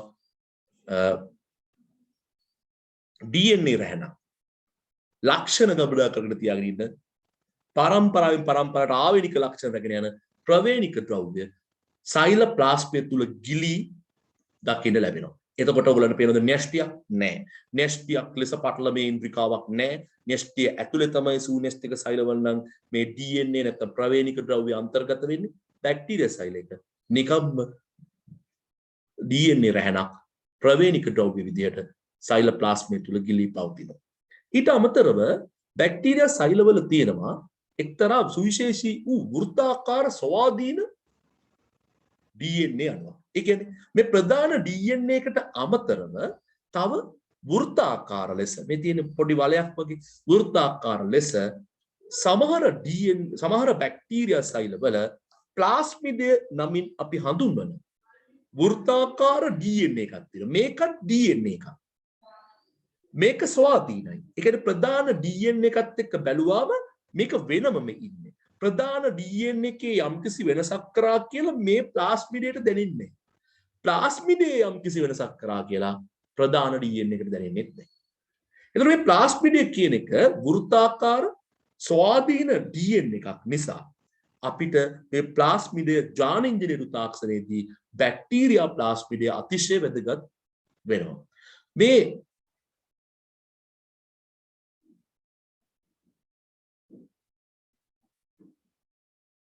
right එතකොට මේ බැක්ටීරියා ප්ලාස්මිඩය අපිට ගොඩාක් වැදගත් වෙනවා යම් යම් ක්‍රියාවලින් සඳහා ඒ විශේෂයෙන්ම ජානින්ජන තාක්ෂණයේදී අපිට මේ බැක්ටීරියා ප්ලාස්මිඩය භාවිතා කරන්න පුළුවන්. ඉදිරියේදී අපි චුට්ටක් විතර කතා කරමු. ඔයගොල්ලෝ සිලබස් එකේ ජානින්ජන තාක්ෂණය ගැන අයින් කරලා තියෙන අලුත් සිලබස් එකේ. ඒ නිසා මම ඒක ගැන ලොකුවට කතා කරන්න යන්නේ නැහැ. ඊට අමතරව බැක්ටීරියා සෛලයකට සමහර බැක්ටීරියා සෛලවල දක්නට ලැබෙනවා මෙන්න මේ වගේ කශිකා. මේ කශිකා නිකන් වලිගයක්. මේ කශිකා එකක් හෝ කිහිපයක් තියෙන බැක්ටීරියා අපිට හමු වෙන්න පුළුවන්. මේ කශිකාව ගත්තාම සාමාන්‍යයෙන් බැක්ටීරියාව ගත්තාම චල බැක්ටීරියා ඉන්නවා අචල බැක්ටීරියා ඉන්නවා. ඒ කියන්නේ චලනය වෙන බැක්ටීරියා චලනය වෙන්නේ නැති බැක්ටීරියා ඉන්නවා. සාමාන්‍යයෙන් බොහෝමයක් චලනය වෙන බැක්ටීරියාවල මේ කශිකාව දක්නට ලැබෙනවා. ඒතර මේ කශිකාව මෙයාට අර උදව් කරන නිකන් වරල වගේ උදව් කරනවා දිශාව පාලනය කරගන්න. සමහර ඒ වගේ තමයි දක්නට ලැබෙන්නේ. මතක තියාගන්න චලනය නොවන බැක්ටීරියා වලද කශිකා තිබිය හැකියි. බොහෝ විට චල බැක්ටීරියා වල කශිකා දක්නට ලැබෙනවා. සමහරක් චලනය වන බැක්ටීරියා වල ඒ කියන්නේ කශිකා දක්නට ලැබෙන්නේ නෑ. හරියට නිකන් නැට්ට තියෙන බල්ලෝ බුද්ධියගෙන ඉන්න උනුත් ඉන්නවා. කශිකා තියෙන බැක්ටීරියා වගේ. නැට්ට කපපු බල්ලෝ බුද්ධියගෙන ඉන්න උනුත් ඉන්නවා. කශිකා නැති අචල බැක්ටීරියා වගේ. නැට්ට තියෙන නැට්ට වනවනා චලනය වෙන බල්ලොත් ඉන්නවා. කශිකාවක් සහිත චල බැක්ටීරියා වගේ. නැට්ටක් නැති පුක වනවනා චලනය වෙන බල්ලොත් ඉන්නවා. කශිකාවක් නැති චල බැක්ටීරියා වගේ. එතකොට බොහෝමයක් අපිට පාරේ ඒ ගමේ ගොඩේ පේන චලනය වෙන බැක්ටීරියාව චලනය වෙන බල්ලොන්ගේ නැට්ටක් තියෙනවා. ඒකයි මම කිව්වේ බොහෝමයක් චල බැක්ටීරියාවල කශිකාවක් හෝ කිහිපයක් දක්නට ලැබෙනවා. right අචල බැක්ටීරියා බොහෝමයක කශිකා දක්නට ලැබෙන්නේ නැහැ. නමුත් තියෙන්නත් පුළුවන්. right මේ තමයි බැක්ටීරියා සෛලයක් ගත්තාම ඒ සෛලය තුල තියෙන විවිධ ඉන්ද්‍රිකාවන්. මේ බැක්ටීරියා සෛලයට මේ ඉන්ද්‍රිකාවල ලැබෙන ප්‍රයෝජනය ප්‍රතිලාභ. right ඊට අමතරව මෙන්න මේ බැක්ටීරියා සෛලේ ප්‍රභා සංශ්ලේෂණයට දායක වෙන්න පුළුවන් බැක්ටීරියාවෝ ඉන්නවා. හැබැයි හරිත ලවයක් නැහැ. අපි දන්නවා හරිත ලව දැන් ප්‍රභා සංශ්ලේෂණයට දායක වෙන හරිත ලව ගත්තාම අපි කතා කරා ඒක පටලමේ ඉන්ද්‍රිකාව. දැන් ප්‍රභා සංශ්ලේෂණය කරනවා කියව ගමන් අපිට මතක් වෙන්නේ එනම් හරිත ලවයක් ඇති බැක්ටීරියාවක් කියලා. හැබැයි බැක්ටීරියාව හරිත ලවයේ තියෙන්න බෑ. ඇයි? එයා ප්‍රාග්න්‍යෂ්ටිකයි. පටලමේ වලින් වටවිච්ච ඉන්ද්‍රිකා තියෙන විදියක් නෑ. එහෙනම් කොහොමද ඒගොල්ලන්ගේ ප්‍රභා සංශ්ලේෂණය වෙන්නේ? මොකද දැන් බොහෝමයක් බැක්ටීරියා ප්‍රභා සංශ්ලේෂණ කරන්නේ. සමහරක් කට්ටිය උදාහරණයක් විදිහට නීල හර්දි ඇල්ගී අපි හඳුනන සයනොබැක්ටීරියා. සයනොබැක්ටීරියා. මේ සයනොබැක්ටීරියාව ගත්තාම ඒගොල්ලන් ප්‍රභා සංශ්ලේෂණයට දායක වෙනවා. මේ ප්‍රභා සංශ්ලේෂණයට දායක වෙන සයනොබැක්ටීරියාවෝ ඒගොල්ලන්ගේ සෛලප්ලාස්මය තුල ගිලී පවතින බැක්ටීරියල් ක්ලෝරොෆිල් ලෙස හඳුන්වන සංයෝගයක් පාවිච්චි කරනවා ප්‍රභා සංශ්ලේෂණය සඳහා. නැතුව ඉන්ද්‍රිකාවක් යොදා ගන්න. ඒ නිසා මතක තියාගන්න බැක්ටීරියාව අතර ප්‍රභා සංශ්ලේෂණයට හැකියාව තියෙන බැක්ටීරියාව අපිට හමු වෙනවා. ඒගොල්ලන් තුල ක්ලෝරොෆිල් හරිතප්‍රද දක්නට ලැබෙන්නේ හරිත ලවයක් දක්නට ලැබෙන්නේ නැහැ. ඒගොල්ලන්ගේ විශේෂත්වය තමයි සෛලප්ලාස්මය තුල ගිලී පවතින බැක්ටීරියල් ක්ලෝරොෆිල් නැමැති සංඝටකයක් ඒගොල්ලන්ගේ දක්නට ලැබෙනවා. right ඒකෙන් තමයි ඒගොල්ලෝ ප්‍රභා සංශ්ලේෂණ කරන්නේ. ඒ වගේම නයිට්‍රජන් චක්‍රය තුල නයිට්‍රජන් වායු ගෝලය, ජල ගෝලය, ශිලා ගෝලය, ජෛව ගෝලය කියන ඒ එක් ගෝල අතර හුවමාරු වීම සඳහා දායක වන බැක්ටීරියාවෝ ඉන්නවා. නයිට්‍රෝසෝමනස්, නයිට්‍රෝබැක්ටර් වගේ කට්ටියකට හොඳ උදාහරණ. මේගොල්ලන්ගේ නයිට්‍රජන් තිරකරණයට නයිට්‍රජන් ඒ වගේම නයිට්‍රජන් වායු ගෝලයේ තියෙන නයිට්‍රජන් තිරකරණයට දායක බැක්ටීරියාවොත් ඉන්නවා. right Pseudomonas denitrificus, Azotobacter, Azotobacter වගේ කට්ටිය. මේගොල්ලෝ මේ නයිට්‍රජන් චක්‍රය තුල ක්‍රියාවලින් සඳහා දායක වෙන්න ඒගොල්ලන්ගේ සයිලෝප්ලාස්මය තුළ නයිට්‍රජන් තිරකරණයට දායක වන යම් නයිට්‍රජන් එක්ක වැඩ කරන්න පුළුවන් සංඝටක සංයෝග සයිලෝප්ලාස්මය තුළ දක්නට ලැබෙනවා. සමහරවිට ප්‍රභා සංශ්ලේෂණය කරන්න පුළුවන් බැක්ටීරියාව මෙන්ම නයිට්‍රජන් චක්‍රයේ ක්‍රියාකාරීත්වයට දායක වන නයිට්‍රජන් තිරකාරක බැක්ටීරියාවන්ද අපිට හම්බ වෙනවා. ඒගොල්ලන් ඒ ක්‍රියාවලින් වලට සුවිශේෂී වූ යම් සංයෝග සයිලෝප්ලාස්මය තුළ ගිලී පවතිනවා. රයිට්. මේ බැක්ටීරියා සෛලයක මූලික වශයෙන් අපිට දක්නට ලැබෙන ප්‍රධානතම අංගෝපාංග ටික. රයිට්. ඒතර මේ ටික තමයි අපි දැනගන්න ඕන. ඒ වගේම මම සලකුවා බැක්ටීරියාවෝ පෝෂණය අතින් ඊටාම විවිධත්වයක් පෙන්වන්න කරනවා. බැක්ටීරියාවට තියෙන පෝෂණ විවිධත්වය. ඒ කියන්නේ පෝෂණාකාර කීපයක බැක්ටීරියාව හමු වෙනවා. ඒ වගේම ශ්වසන ආකාර කීපයක බැක්ටීරියාව හමු වෙනවා. ඒ වගේම තමයි සංචිත ආහාරයේ මේගොල්ලන්ගේ ග්ලයිකොජන්. ග්ලයිකොජන් කියන්නේ පොලිසැකරයිඩයක්. අපි ජෛවාණු පාඩුවේදී කතා කරමු. ශාකවල සංචිත ආහාරයේ පිෂ්ඨය. ජීවීන් වල සතුන් අපේ සංචිත ආහාරයේ ග්ලයිකොජන්. ඒ වගේම බැක්ටීරියා වල සංචිත ආහාරයත් ග්ලයිකොජන්. පැහැදිලිද? බැක්ටීරියා වල සංචිත ආහාරයත් ග්ලයිකොජන්, ශාකවල සංචිත ආහාරයේ පිෂ්ඨය, අපි මිනිසා ඇතුළු සතුන්ගේ සංචිත ආහාරයත් ග්ලයිකොජන්.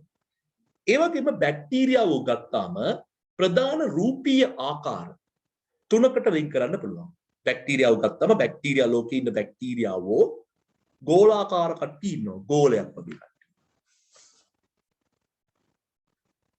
ගෝලාකාර කට්ටිය ඉන්නවා. වල පෙරතුළු උපසටහන. ඒ වගේම දණ්ඩාකාර කට්ටිය ඉන්නවා. නිකන් දණ්ඩක් වගේ. සර්පිලාකාර කට්ටියක් ඉන්නවා. ටිකක් සර්පිල් එකක්, ස්ප්‍රින් එකක් වගේ. රයිට්. අපිට ඒක ඕන නම් ඇඳලා බලන්න. ගෝලාකාරකම අපි මෙන්න මේ විදිහට අඳිනවා. ගෝලාකාර. දණ්ඩාකාරකම අපි මෙන්න මෙහෙම. දණ්ඩාකාර. සර්පිලාකාරකම ඔන්න ඔය විදිහට. සර්පිලාකාර බැක්ටීරියාව අපිට හම්බ වෙනවා. ගෝලාකාර කට්ට අපි කියනවා කොකස් කියලා. දැන් මෙතනොකොකස්. මෙතනොකොකස් කියවම ගෝලාකාර බැක්ටීරියා. කොකස් කියන එකෙන් අඳුර ගන්න පුළුවන්. හරිද?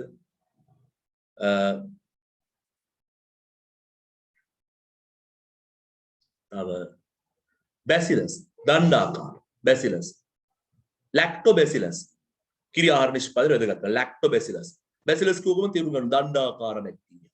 සිලින්ඩර් ආකාරයි. සර්පිලාකාර කට්ටියක් තියෙනවා. මෙතෙනෝ ස්පිරිලුම්, ස්පයිරල් කියලා අපි කියන්නේ. ස්පයිරල්ස්. මෙතෙනෝ ස්පිරිලුම් ජීවායු නිෂ්පාදනයේ වැදගත් වෙන බැක්ටීරියාවක් නිර්වායුවෙන් කෙනෙක්. මෙතනොකොකස් කියන්නේ ජීවායු නිෂ්පාදනයේ වැදගත් වෙන බැක්ටීරියාවක්. ඒතර ඒගොල්ලන්ගේ නම ඇතුළේ මේ කොකස්, බැසිලස්, ස්පිරිලුම් කියන එක දැක්කාම ඒගොල්ලන්ගේ හැඩය තේරුම් ගන්න පුළුවන්. ඒතර බැක්ටීරියා වල ප්‍රධාන රූපාකාර තුනයි. ගෝලාකාර, දණ්ඩාකාර සහ සර්පිලාකාර. ඉංග්‍රීසියෙන් ලියන්න අවශ්‍ය නැහැ. ගෝලාකාර, දණ්ඩාකාර, සර්පිලාකාර එච්චරයි. අඳින්නකොත් ඇඳලා පෙන්නන්න පුළුවන් දලවසීම ඔය මම ඇඳලා වගේ. රයිට්. මේ තමයි බැක්ටීරියාවන්ගේ තියෙන විශේෂත්වය. දැන් බැක්ටීරියා ලෝකයේ තුල මම කිව්වා සයනෝබැක්ටීරියා අපි කියනවා ප්‍රභා සංශ්ලේෂක ඇල්ගි. ප්‍රභා සංශ්ලේෂක බැක්ටීරියාවල් අපිට හම්බ වෙනවා. මේකට අපි කියනවා නිල හරිත ඇල්ගි ලෙසත් අපි මේගොල්ලෝ හඳුනනවා. බැක්ටීරියා කාණ්ඩයට සමාන සෛල ව්‍යුහයක් මේගොල්ලන්ගේ තියෙනවා. ඒ වගේම මේගොල්ලෝ ගත්තාම බැක්ටීරියා ගොඩට තමයි අපි දාලා මෙයාව හඳුන්වන්නේ. හේතුව බැක්ටීරියා වලට සමාන ප්‍රාග්නස්ටික සෛල සංවිධානයක් තියෙන නිසා. ඒ වගේම මේගොල්ලෝගේ විශේෂත්වය සාමාන්‍යයෙන් බැක්ටීරියා ගත්තම පෝෂණ ක්‍රම ගොඩක බැක්ටීරියා හම්බ වෙනවා. ඒ අතරින් මේගොල්ලන් ස්වයංපෝෂී බැක්ටීරියා වල අපිට හඳුනා ගන්න පුළුවන් විෂමපෝෂී නෙමෙයි. ප්‍රවාහ සංශ්ලේෂණයට දායක වෙනවා. ඇනබීනා කියන්නේ හොඳ උදාහරණයක්. ඒ සයනෝබැක්ටීරියාවෙක් ඇනබීනා. රයිට්.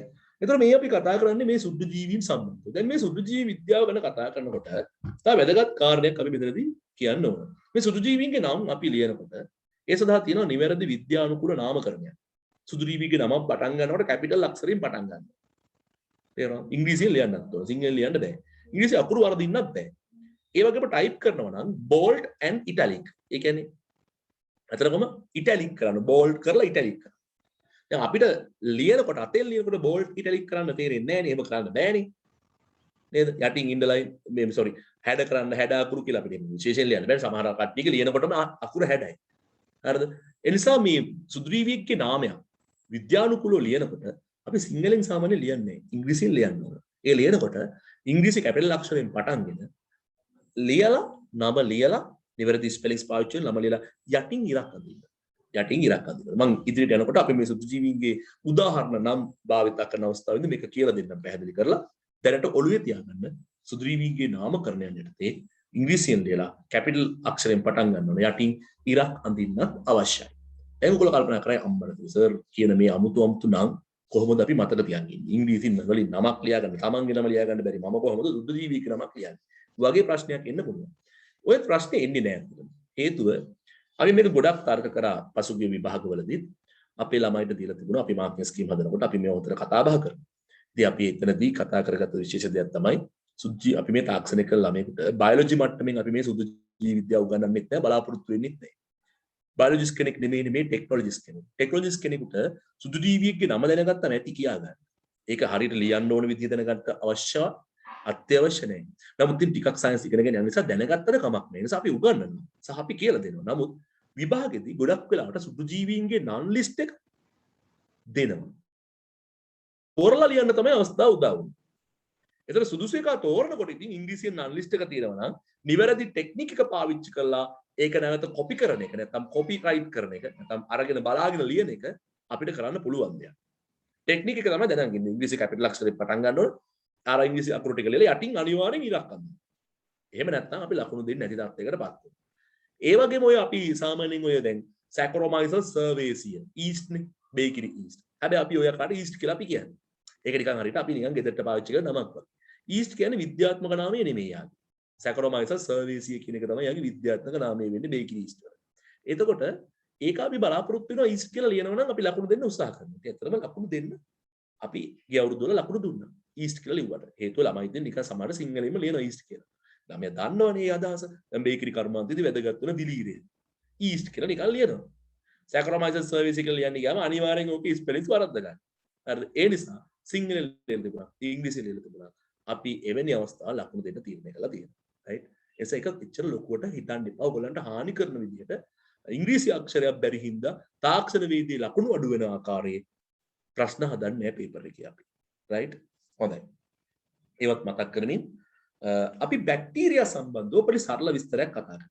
මම තව ටික වේලාවකින් ඒ කියන්නේ අපි මේක ඉදිරි කොටසකදී මේ අපි කතා කරන්නේ පෝෂණ විවිධත්වයක් තියෙනවා කියලා. ඒ වගේම ශ්වසන විවිධත්වයක් තියෙනවා කියලා. මේ සුදු ජීවී ලෝකයේ තුල ඉන්න ජීවීන් ගත්තාම ශ්වසන ආකාර කිහිපයක ජීවීන් අපිට හමු වෙනවා. පෝෂණ ක්‍රම කිහිපයක ජීවීන් අපිට හමු වෙනවා. දැන් අපි ගත්තාම මහා ජීවීන් වල සතුන් ගත්තාම අපි රසායනික විෂම පෝෂීන්. ඔයගොල්ලෝ තේරුම් ගන්න පුළුවන් ඇයි අපි රසායනික විෂම පෝෂීන් වෙන්නේ කියලා මේ පෝෂණ විවිධත්වය ගැන ඉදිරියට කතා කරා. රයිට්? දැනට අපි පෝෂණ වර්ග කිහිපයක සුදු ජීවීන් බැක්ටීරියාව ඉන්නවා කියලා විතරක් තේරුම් ගන්න. ඒ වගේම අපි ගත්තාම සවායු ජීවීන්. සවායු කියන්නේ ඔක්සිජන් අනිවාර්යෙන්ම අත්‍යවශ්‍ය ජීවීන් අපි. හැබැයි සුදු ජීවී ලෝකෙත් සවායු නිර්වායු වෛකල්පික නිර්වායු සුත්‍රවාතකාමී ලෙස ඔක්සිජන් අඩුවෙන් ඔක්සිජන් නැතිව ඉන්න පුළුවන් කට්ටිය ඔක්සිජන් ඇතුව පමණක් ඉන්න පුළුවන් කට්ටිය ඇතුව නැතුව දෙවිදිහටම ඉන්න පුළුවන් කට්ටිය සුදු ජීවී ලෝකයේ තුල අපිට හම්බ වෙනවා. ඒක අපි වෙනම කතා කරමු. ඒක ශ්වසන විවිධත්වය. පෝෂණ විවිධත්වය වෙනම කතා කරමු. රයිට්? ඒ නිසා මෙතනදී මම ඉහළ ශ්වසන විවිධත්වය ශ්වසන ආකාර ගොඩක සුදු ජීවීන් බැක්ටීරියාව අපිට හම්බ වෙනවා. පෝෂණ ක්‍රම ඔක්කොටම අයිති බැක්ටීරියාව අපිට හම්බ වෙනවා. අනික සුදු ජීවීන්ට සාපේක්ෂව ගලුවාම ඒ කියන්නේ දිලීර, ඇල්ගි, ප්‍රෝටෝසෝවා, වෛරස් කියන සුදු ජීවීන්ට සාපේක්ෂව බැලුවම බැක්ටීරියාව අතිවිශාල ප්‍රමාණයක් මේ පෘථිවි තලයේ සෑම පාරිසරික පද්ධතියම දකින්න ලැබෙනවා. ඒක හේතුවක් තමයි පෝෂණ ආකාර ගණනාවක බැක්ටීරියාව. ශ්වසන ක්‍රම ගණනාවක බැක්ටීරියාව. දිලීර ගත්තම එක පෝෂණ ක්‍රමයක්. ප්‍රෝටෝසෝවා එක පෝෂණ ක්‍රමයක්. ඒ පෝෂණ ක්‍රමේ නැත්තම් ඒ නැති පරිසර පද්ධතිය වල එම ජීවීන් දක්න ලැබෙන්නේ නැහැ. නමුත් බැක්ටීරියා හැම නෙමෙයි. කාබනික උපස්තරත් එක්ක වැඩ බැක්ටීරියාවෝ කාබනික උපස්තර නැති පරිසර වල දක්න ලැබෙන්නේ නැහැ. හැබැයි කාබනික උපස්තර නැත්නම් වෙන මොකක් හරි උපස්තරයක් තියෙනවනේ. පෙට්‍රෝලියම් උපස්තරයක් හරි තියෙනවනේ. ඒ වගේ දෙයක් උඩ හරි වැඩෙන්න පුළුවන් ජීවත් වෙන්න පුළුවන් බැක්ටීරියාවෝ ඉන්නවා. එතකොට එතන බැක්ටීරියාවක් නැහැ කියන්න බෑ. අර જાතිය බැක්ටීරියාව නැති වුණාට වෙන જાති වල බැක්ටීරියාව වෙන පරිසර පද්ධති වල දකින්න ලැබෙනවා. ඒ නිසා සර්ව ව්‍යාප්තියක් තියෙනවා කියන්නේ ඒකයි. හැම පරිසර පද්ධතියකම මේගොල්ලෝ ඉන්නවා කියලා කියන්නේ ඒකයි. අපි හිතමු යම් කිසි පරිසර පද්ධතියක බැක්ටීරියාවක් නැහැ කියලා. ගිහින් එකෙක් දාලා බලන්න. ඌ ඒ පරිසරයට අනුවර්තනය වෙලා විශාල ප්‍රජනන ශීඝ්‍රතාවයක් තියෙන නිසා බොහොම කෙටි කාලෙකදී ඉතා විශාල ගහණයකින් තමන්ගේ ගහණය ඒ මුළු පාරිසරික පද්ධතිය පුරාම පතුරවහලා. අපිට ඇහැට පේන්නේ. අපි මේ කතා කරන ස්ථානේ මේ කතා කරන මේ අපි අතපය උනේ මේ කතා කරන ස්ථානේ බිලියන ගාණක් අපිට පියවේ හැට නොපෙන විවිධ හැඩරුව තියෙන සුදු ජීවීන් ඉන්නේ. ඒ අතරින් බහුල ඉන්නේ බැක්ටීරියා. වැඩි ප්‍රමාණයක් ඉන්නේ බැක්ටීරියා. තේරුණා? හොඳයි. ඒගොල්ලෝ අපිට හිත කර වෙන්නත් පුළුවන්, අහිත කර වෙන්නත් පුළුවන්. රයිට්. හොඳයි. ඉතින් ඔයාලට පුළුවන් බැක්ටීරියා යටතේ බැක්ටීරියා ඝනාවාස හැදෙන විදිය පොඩි රූප ස්ථානක් මම පෙන්වන්න කරලා තියෙනවා.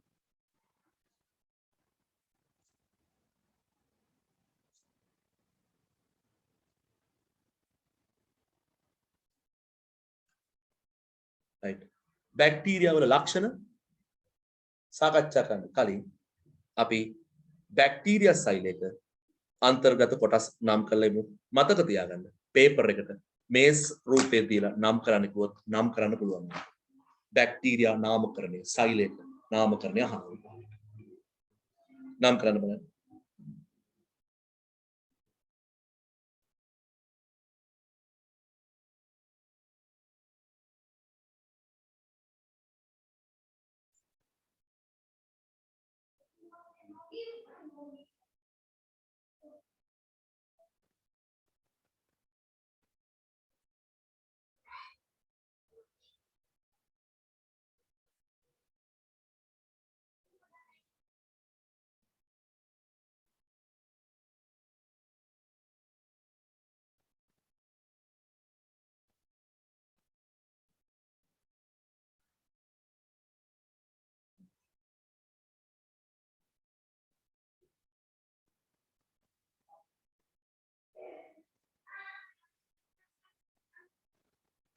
මම මේ දීලා තියෙන්නේ අපේ සිලබස් එක තුල අන්තර්ගත වෙන බැක්ටීරියා සෛලයේ රූප සටහන.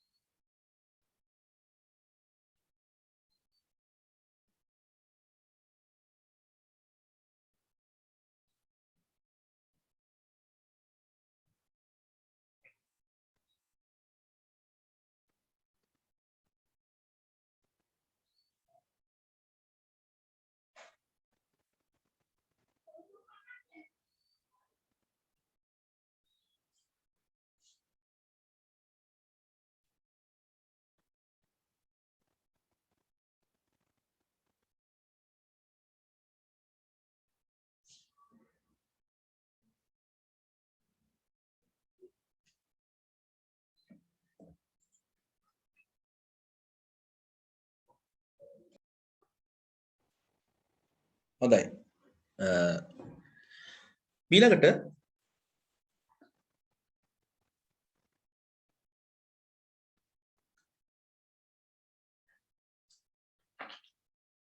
හැමෝම නම් කරන්න ඇති.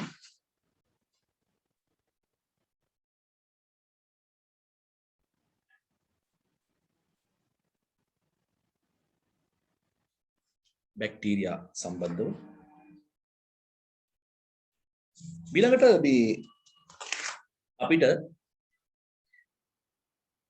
අපේ මේ පෘථිවි දක් ලැබෙන බහුලම සුජීවී කාණ්ඩය වෙන බැක්ටීරියා හැරුණු කොටගෙන ඊළඟට හම්බ වෙන සුජීවී කාණ්ඩය ඒ තමයි දිලීර. මේ බැක්ටීරියා ගත්තාම අපිට ප්‍රධානතම නැත්නම් ප්‍රධානතම වියෝජකයින් කාණ්ඩය වෙන්නේ බැක්ටීරියා. මේ වියෝජන ක්‍රියාවලියට නොදෙවෙනි වියෝජන ක්‍රියාවලියක් සිදු කරමින් අපේ ජීවයේ පැවැත්මට විශාල දායකත්වයක් සපයන සුජීවී කාණ්ඩයක් තමයි දිලීර කියලා කියන්නේ. දිලීර විශේෂත්වය බැක්ටීරියාව වගේ නෙමෙයි. ඒගොල්ලෝ ශූන්‍යෂ්ටිකයි. ශූන්‍යෂ්ටික සෛලීය සංවිධානයක් පෙන්තුම් කරනවා. එනිසා දිලීරවල අපිට පේනවා පටලවලින් වටවෙච්ච ඉන්ද්‍රිකා දක්නට ලැබෙනවා. න්‍යෂ්ටි දක්නට ලැබෙනවා. මයිටොකොන්ඩ්‍රියම දක්නට ලැබෙනවා. ඒ වගේම තවත් සූන්‍යෂ්ටික සෛලවල දක්නට ලැබෙන සුවිශේෂී ඉන්ද්‍රිකාවන් ගොන්න සෛලප්ලාස්මය තුල කිලී පවතිනවා දක්නට ලැබෙනවා. මේගොල්ලෝ ප්‍රධාන වශයෙන්ම වැඩෙන්නේ තෙත කාබනික පරිසර පද්ධතිවල උදාහරණයක් විදිහට එළවලු සම්බාණ්ඩ පාන් වගේ තෙතමනය සහිත කාබනික උපස්තර මත මේ දිලීර විශාල වශයෙන් වැඩි වශයෙන් ජීවත් වෙනවා දක්නට ලැබෙනවා. මේගොල්ලොන්ගේ විශාලත්වය ගත්තාම මයික්‍රොමීටර් 5ක් පමණ විශාලත්වයකින් ඊටත් වඩා ටිකක් ලොකුයි. මයික්‍රොමීටර් 5කට වඩා ටිකක් ලොකුයි. ඒතකොට තේරුම් ගන්න පුළුවන් බැක්ටීරියා 0.2.5 ඉඳලා 5 දක්වා පරාසයක 0. මයික්‍රොමීටර් 5ට වඩා තරමක් විශාලයි මේ දිලීර. මේ දිලීර කියන ඒවා බැක්ටීරියා වගේම තා විශාල ව්‍යාප්තියක් පෙන්눔 කරනවා. හැබැයි බැක්ටීරියා තරම්ම සර්ව ව්‍යාප්තියක් පෙන්눔 කරන්නේ. පුළුල් ලෙස ව්‍යාප්ත වෙලා තියෙන සුදු ජීවී කාණ්ඩයක්. මේගොල්ලන්ගේ සෛලය ඉන්ද්‍රිකාවන් සහ සෛලය නිර්මාණය වෙලා තියෙන විදිය තමයි අපි ඊළඟට කතා කරන්න බලාපොරොත්තු වෙන්නේ. බොහෝමයක් දිලීර ගත්තාම ඒවා බහුසෛලිකයි. සෛල ගොඩයි. ඇත්තටම කිව්වොත් ඒවා සෛල ගොඩක් එකතු වෙච්ච ඝනාවාස විදියට දක්වන්න ලැබෙනවා. සමහර දිලීර ඒකසෛලිකයි. ඒකසෛලික දිලීරට හොඳ උදාහරණයක් තමයි ඊස්ට්. ඊස්ට් කියලා කිව්වම අපිට කාර්මික වශයෙන් ගොඩාක් වැදගත් වෙන ඒකසෛලික දිලීරයක්.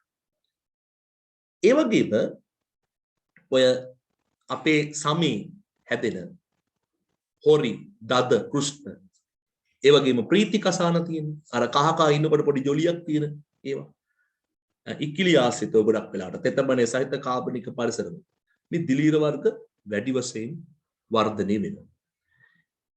මේ දිලීර ගත්තාම දර්ශීය ඊස් සෛලයක් ගත්තොත් ඊස් සෛලයක් ආධාරයෙන් අපිට මෙන්න මේ විදිහට දිලීරවල තියෙන අන්තර්ගත ඉන්ද්‍රිකාවන් සෛලයක දක්වලා ලැබෙන ද්‍රව්‍ය දේවල් විස්තර කරන්න පුළුවන්. දිලීර සෛලයක් ගත්තාම ඒගොල්ලන්ගේ සෛල බිත්තියක් තියෙනවා. පිටතින්ම තියෙන සෛල බිත්තිය. මේ සෛල බිත්තිය හැදලා තියෙන ප්‍රධාන සංඝටකය සාක සෛල වල නම් සෙලියුලෝස්නේ. බැක්ටීරියා වල නම් පෙප්ටිඩෝග්ලයිකන්. දිලීර වල කයිටින්. කයිටින් නැමැති පොලිසැකරයිඩෙන් තමයි සෛල බිත්තිය සමන්විත වෙන්නේ. මේකත් විභාගයට අහන්න. මේ සෛල බිත්තියට ඇතුලෙන් තියෙනවා සෛලප්ලාස්ම පටලයක්. සෛලප්ලාස්ම පටලයක්. ඒතර මේ සෛලප්ලාස්ම පටලය ඊතලයේ පොඩ්ඩක් මෙන්න මේ වගේ තැනකට ගහගන්න ඊතලය සෛලප්ලාස්ම පටලය. සෛලප්ලාස්ම පටලය සුපුරුදු පරිදි දිලීර සෛල ඇතුළට සහ එළියට යන ද්‍රව්‍ය හුවමාරු වීම පාලනය කරනවා.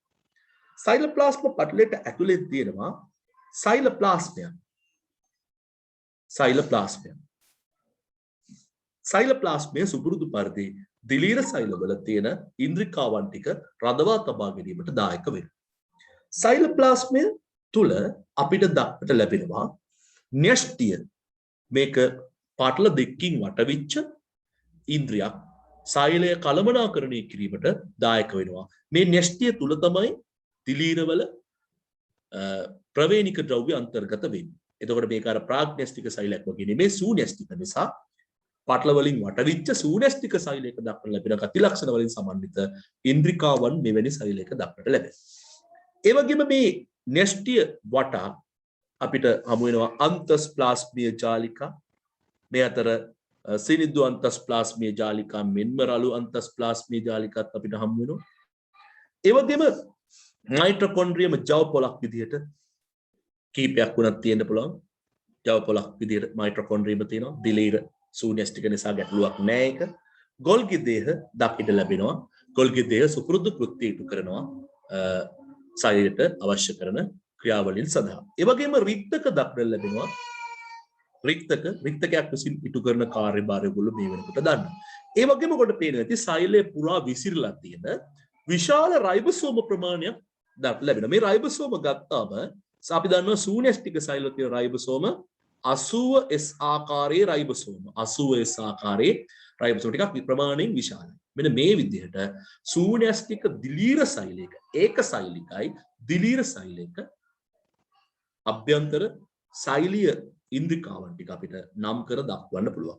සෑම දිලීර සෛලයක්ම ගත්තාම මෙතනදී නම් මේ දාලා තියෙන ඊස්ට් සෛලයක් ඊට දකුණු පැත්තෙන් උගලට පේන ඇති ටියුට් එකේ මම යටින් දාලා තියෙනවා ඊස්ට් සැකරොමයිසස් සෛලයක දර්ශීය ව්‍යුහයක්. ඒ වගේම දිලීර සෛලයක ඕනෑම දිලීර සෛලයක දර්ශීය ව්‍යුහයක් මම නැවත දකුණු පැත්තෙන් දාලා තියෙනවා. ඒතර ඒකත් අපි නාමකරණය වෙන්නේ කොහොමද කියලා බලමු. ඒකෙත් මේ කියන අංග ටිකම තමයි තියෙන්නේ. අතන විශේෂත්වය එයා ඊස්ට් කියලා නම් කරලා තියෙනවා. මෙතන විශේෂත්වය පොදුවේ ඕනෑම දිලීරයක්. හැබැයි ඉතින් ඕනෑම දිලීරයක තියෙන්නේ ඊස්ට් වල තියෙන දේවල්ම තමයි. ඊස්ට් වල තියෙන්නේ ඕනෑම දිලීරයක තියෙන අංගෝපාංග ටිකම තමයි. රයිට්.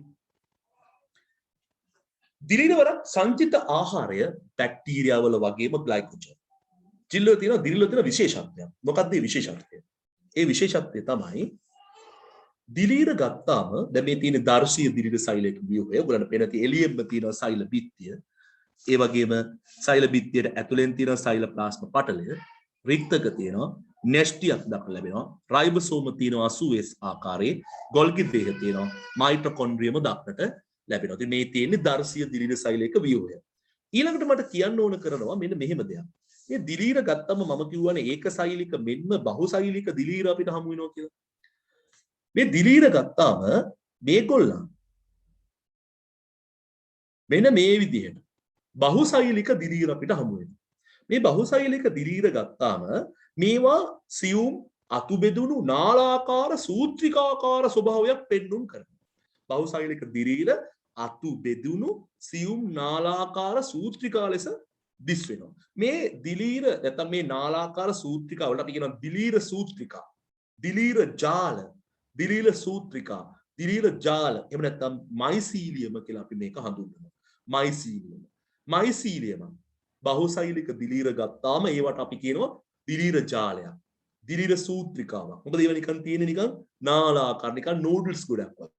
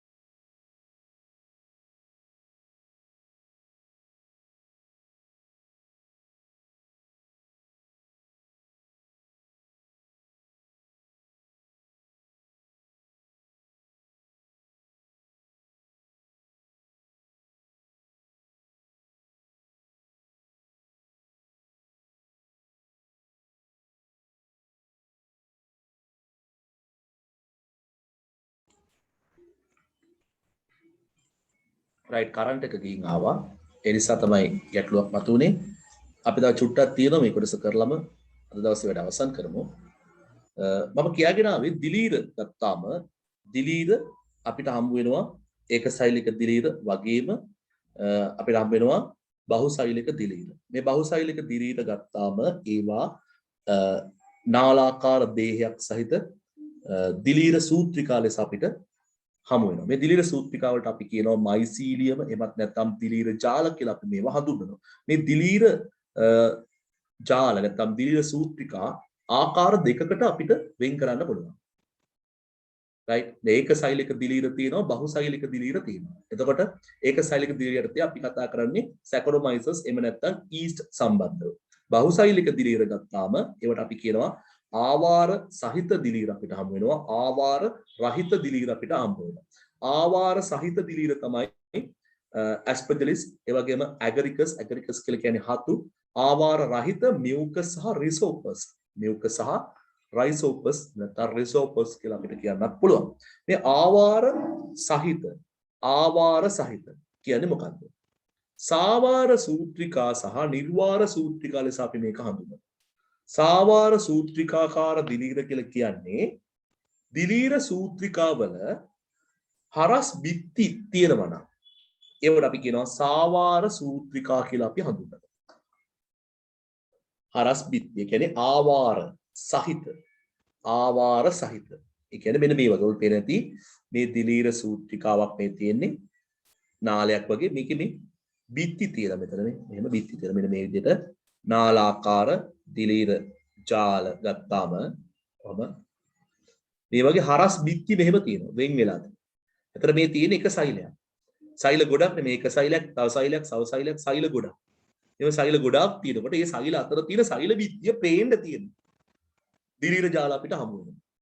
පෙනිසිලියම්, ඇගරිකස් මේකට හොඳ උදාහරණයක්. right. එතකොට දිලීර සූත්‍රිකාවල මේ හරස් ආවාර බිත්ති තියෙනවා නම් අපි ඒකට කියනවා සාවාර සූත්‍රිකා කියලා. මොනවද කියන්නේ? සාවාර සූත්‍රිකාකාර දිලීර.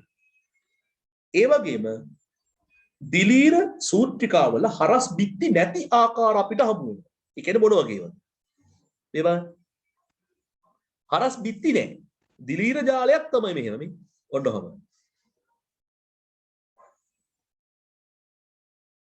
ජාලයක් මෙහෙම.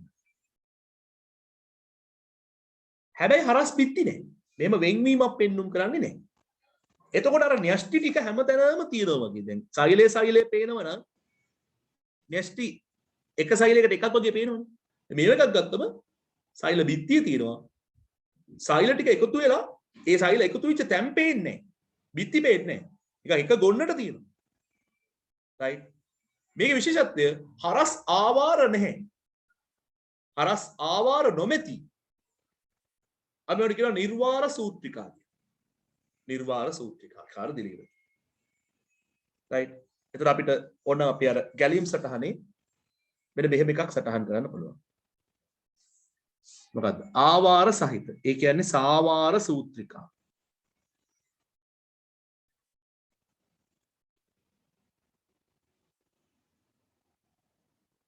සාවාර සූත්‍රිකා. ආවාර රහිත.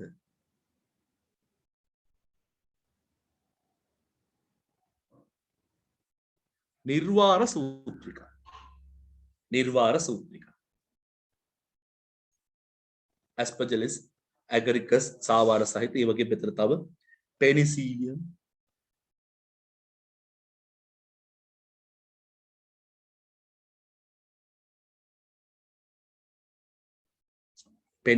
අතෙන් ලිව්වම යටින් ඉරක් අඳින්න ඕන. පෙනිසිලියම් ටයිප් කරලා තියෙනවා ගැටලුවට. ඔයගොල්ලෝ පේනද ටයිප් කරපුවම මම ලයිට් කරලා තියෙන්නේ බෝල්ඩ් කරලා ඉටැලික් කරලා තියෙන හැඩ කරලා තියෙන හැඩ අකුරු වලින් තියෙන ඇල අකුරු වලින්.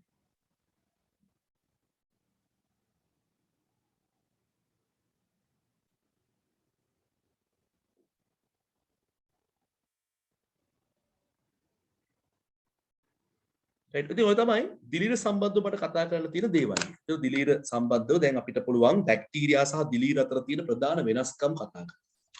ඒ වගේම බැක්ටීරියා සහ දිලීර අතර තියෙන ප්‍රධාන සමානකම් ටික අපිට සාකච්ඡා කරන්න පුළුවන්. ඊට කලින් අපි දිලීර සෛලය අදාළ රූප සටහන නම් කරලා ඉන්නේ. ඉස්සලම ඊස්ට් සෛලය නම් කරන්න. ඊස්ට්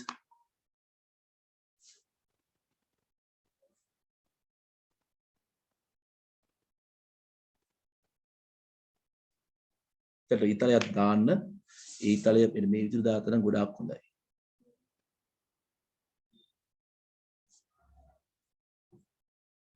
සයිලෝප්ලාස්ම පටලය.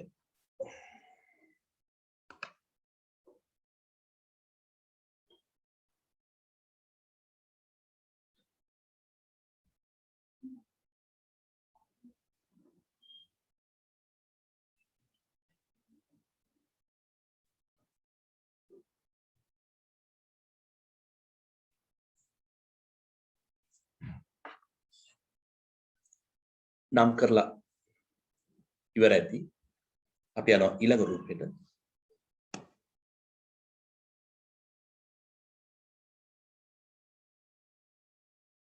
ඒ දීලා තියෙන ටික විතරක් නම් කරන්න.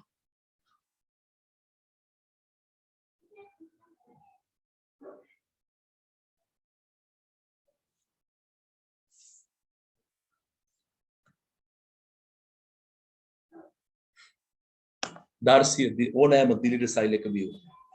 සෛල පිත්තිය, සෛලෝප්ලාස්ම පටලය, රික්තකය, න්‍යෂ්ටිය, රයිබෝසෝම, ගොල්ගි දේහ සහ මයිටොකොන්ඩ්‍රියම දක්නට ලැබෙනවා.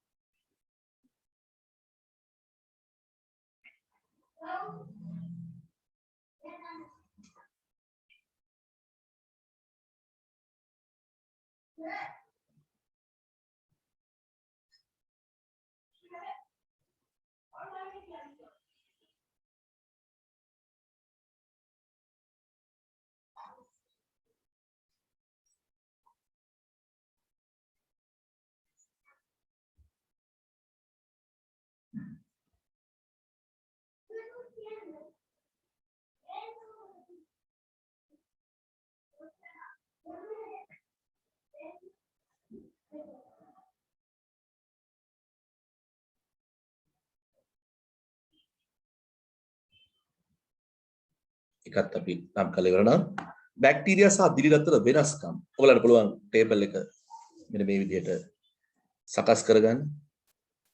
දෙකට බෙදන්න ඉඩක් විදිහට තියෙන විදිහට ටේබල් එකක් විදිහට සකස් කරලා අපි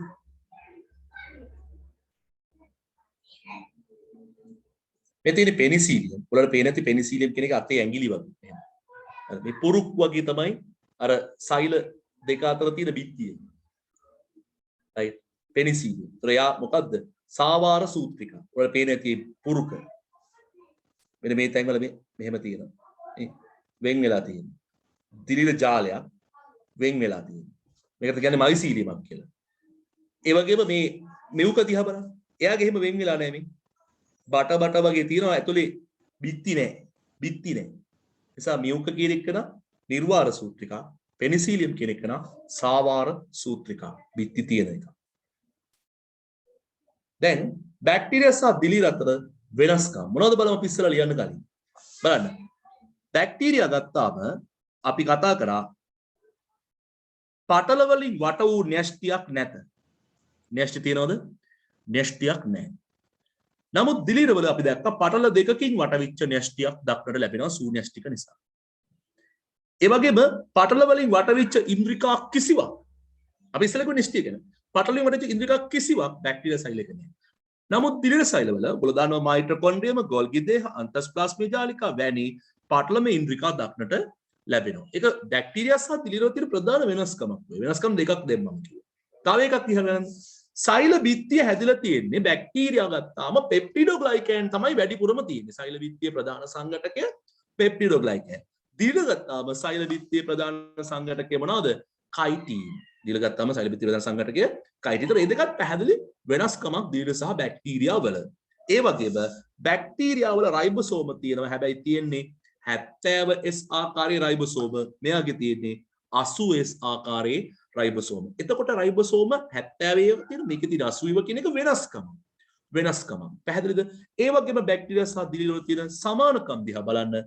අපි දැක්ක බැක්ටීරියා වලවත් දිලිර වලවත් දෙන්නගේ බැක්ටීරියා වලට ප්‍රභා සංශ්ලේෂණය කිරීමේ හැකියාවක් තියෙනවා. හැබැයි හරිත ලවයක් නැහැ. දිලිර වලට ප්‍රභා සංශ්ලේෂණය කිරීමේ හැකියාවක් නැහැ. එයා රසායනික විෂම පෝෂියෙක්. අපි ඉස්සරහට කතා කරමු. රසායනික විෂම පෝෂියෙක් මේ දිලිර. right? එතකොට එයාගේ හරිත ලව දක්න ලැබෙන්නේ නැහැ. දෙන්නගෙම හරිත ලව නැහැ. ඒක සමානකමක්. ඒ වගේ ප්‍රධාන සංජිත ආහාරය දෙන්නගෙම අපි කතා කරා සතුන්ගෙත් එහෙමයි ග්ලයිකෝජන්. දෙන්නගෙම ග්ලයිකෝජන්. right? රයිබෝසෝම දෙන්නාගෙම තියෙන. ඒ තිබීමම සමානකමක්. එක්කෙනෙක්ගේ නැහැ කියලා කිව්වේ නෑ දෙන්නගේ තියෙනවා. තියෙන සයිස් එක වෙනස්කම. ඒක හරි. ප්‍රවේණික ද්‍රව්‍ය දෙන්නගෙම තියෙනවා. තියෙන විදිය වෙනස්.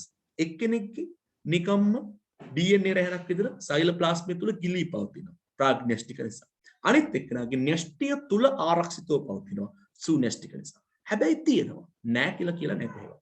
ඒ අනුව මේ කියන්නේ දිලීර සහ බැක්ටීරියා වල සමානකම්. අර උඩ ටේබල් එකේ තියෙනවා වෙනස්කම්. ඔයාලට පුළුවන් දිලීර සහ බැක්ටීරියා සෛල අතර වෙනස්කම් වගේම සමානකම්ද සටහන් කරන අවස්ථාව ටියුබ් එකේ දීලා තියෙනවා. දැන් ලියන්න බලන්න මේ ටික.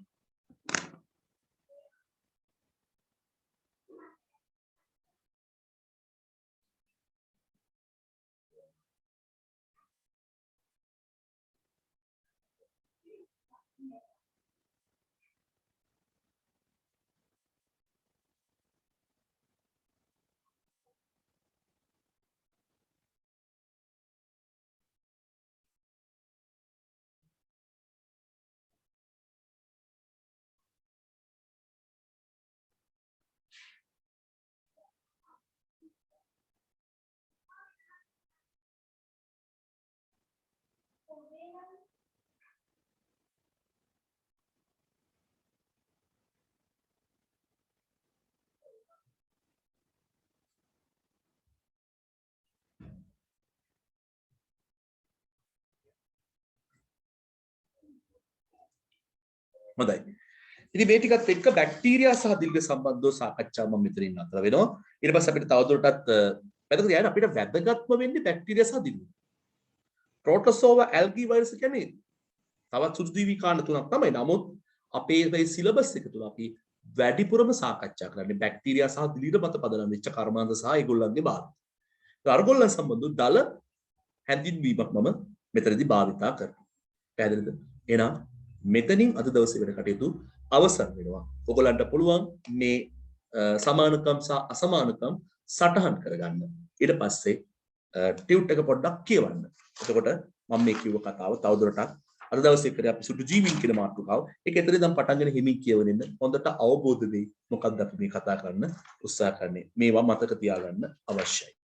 right. ඉතින් ඔයගොල්ලන්ට ස්නැප්ෂොට් එකක් දාන්න ගෲප් එකට ටයිප් කරගන්න ලියා ගන්න අවශ්‍ය කට්ටියට. ඉතින්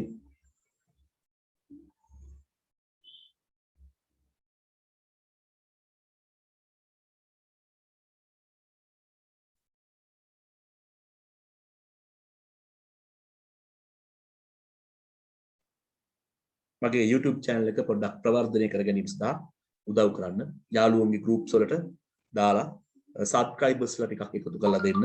viewing hours නම් ඕන තරම් තියෙනවා. subscribersලා තමයි පොඩ්ඩක් මදි පාඩුවක් තියෙන්නේ.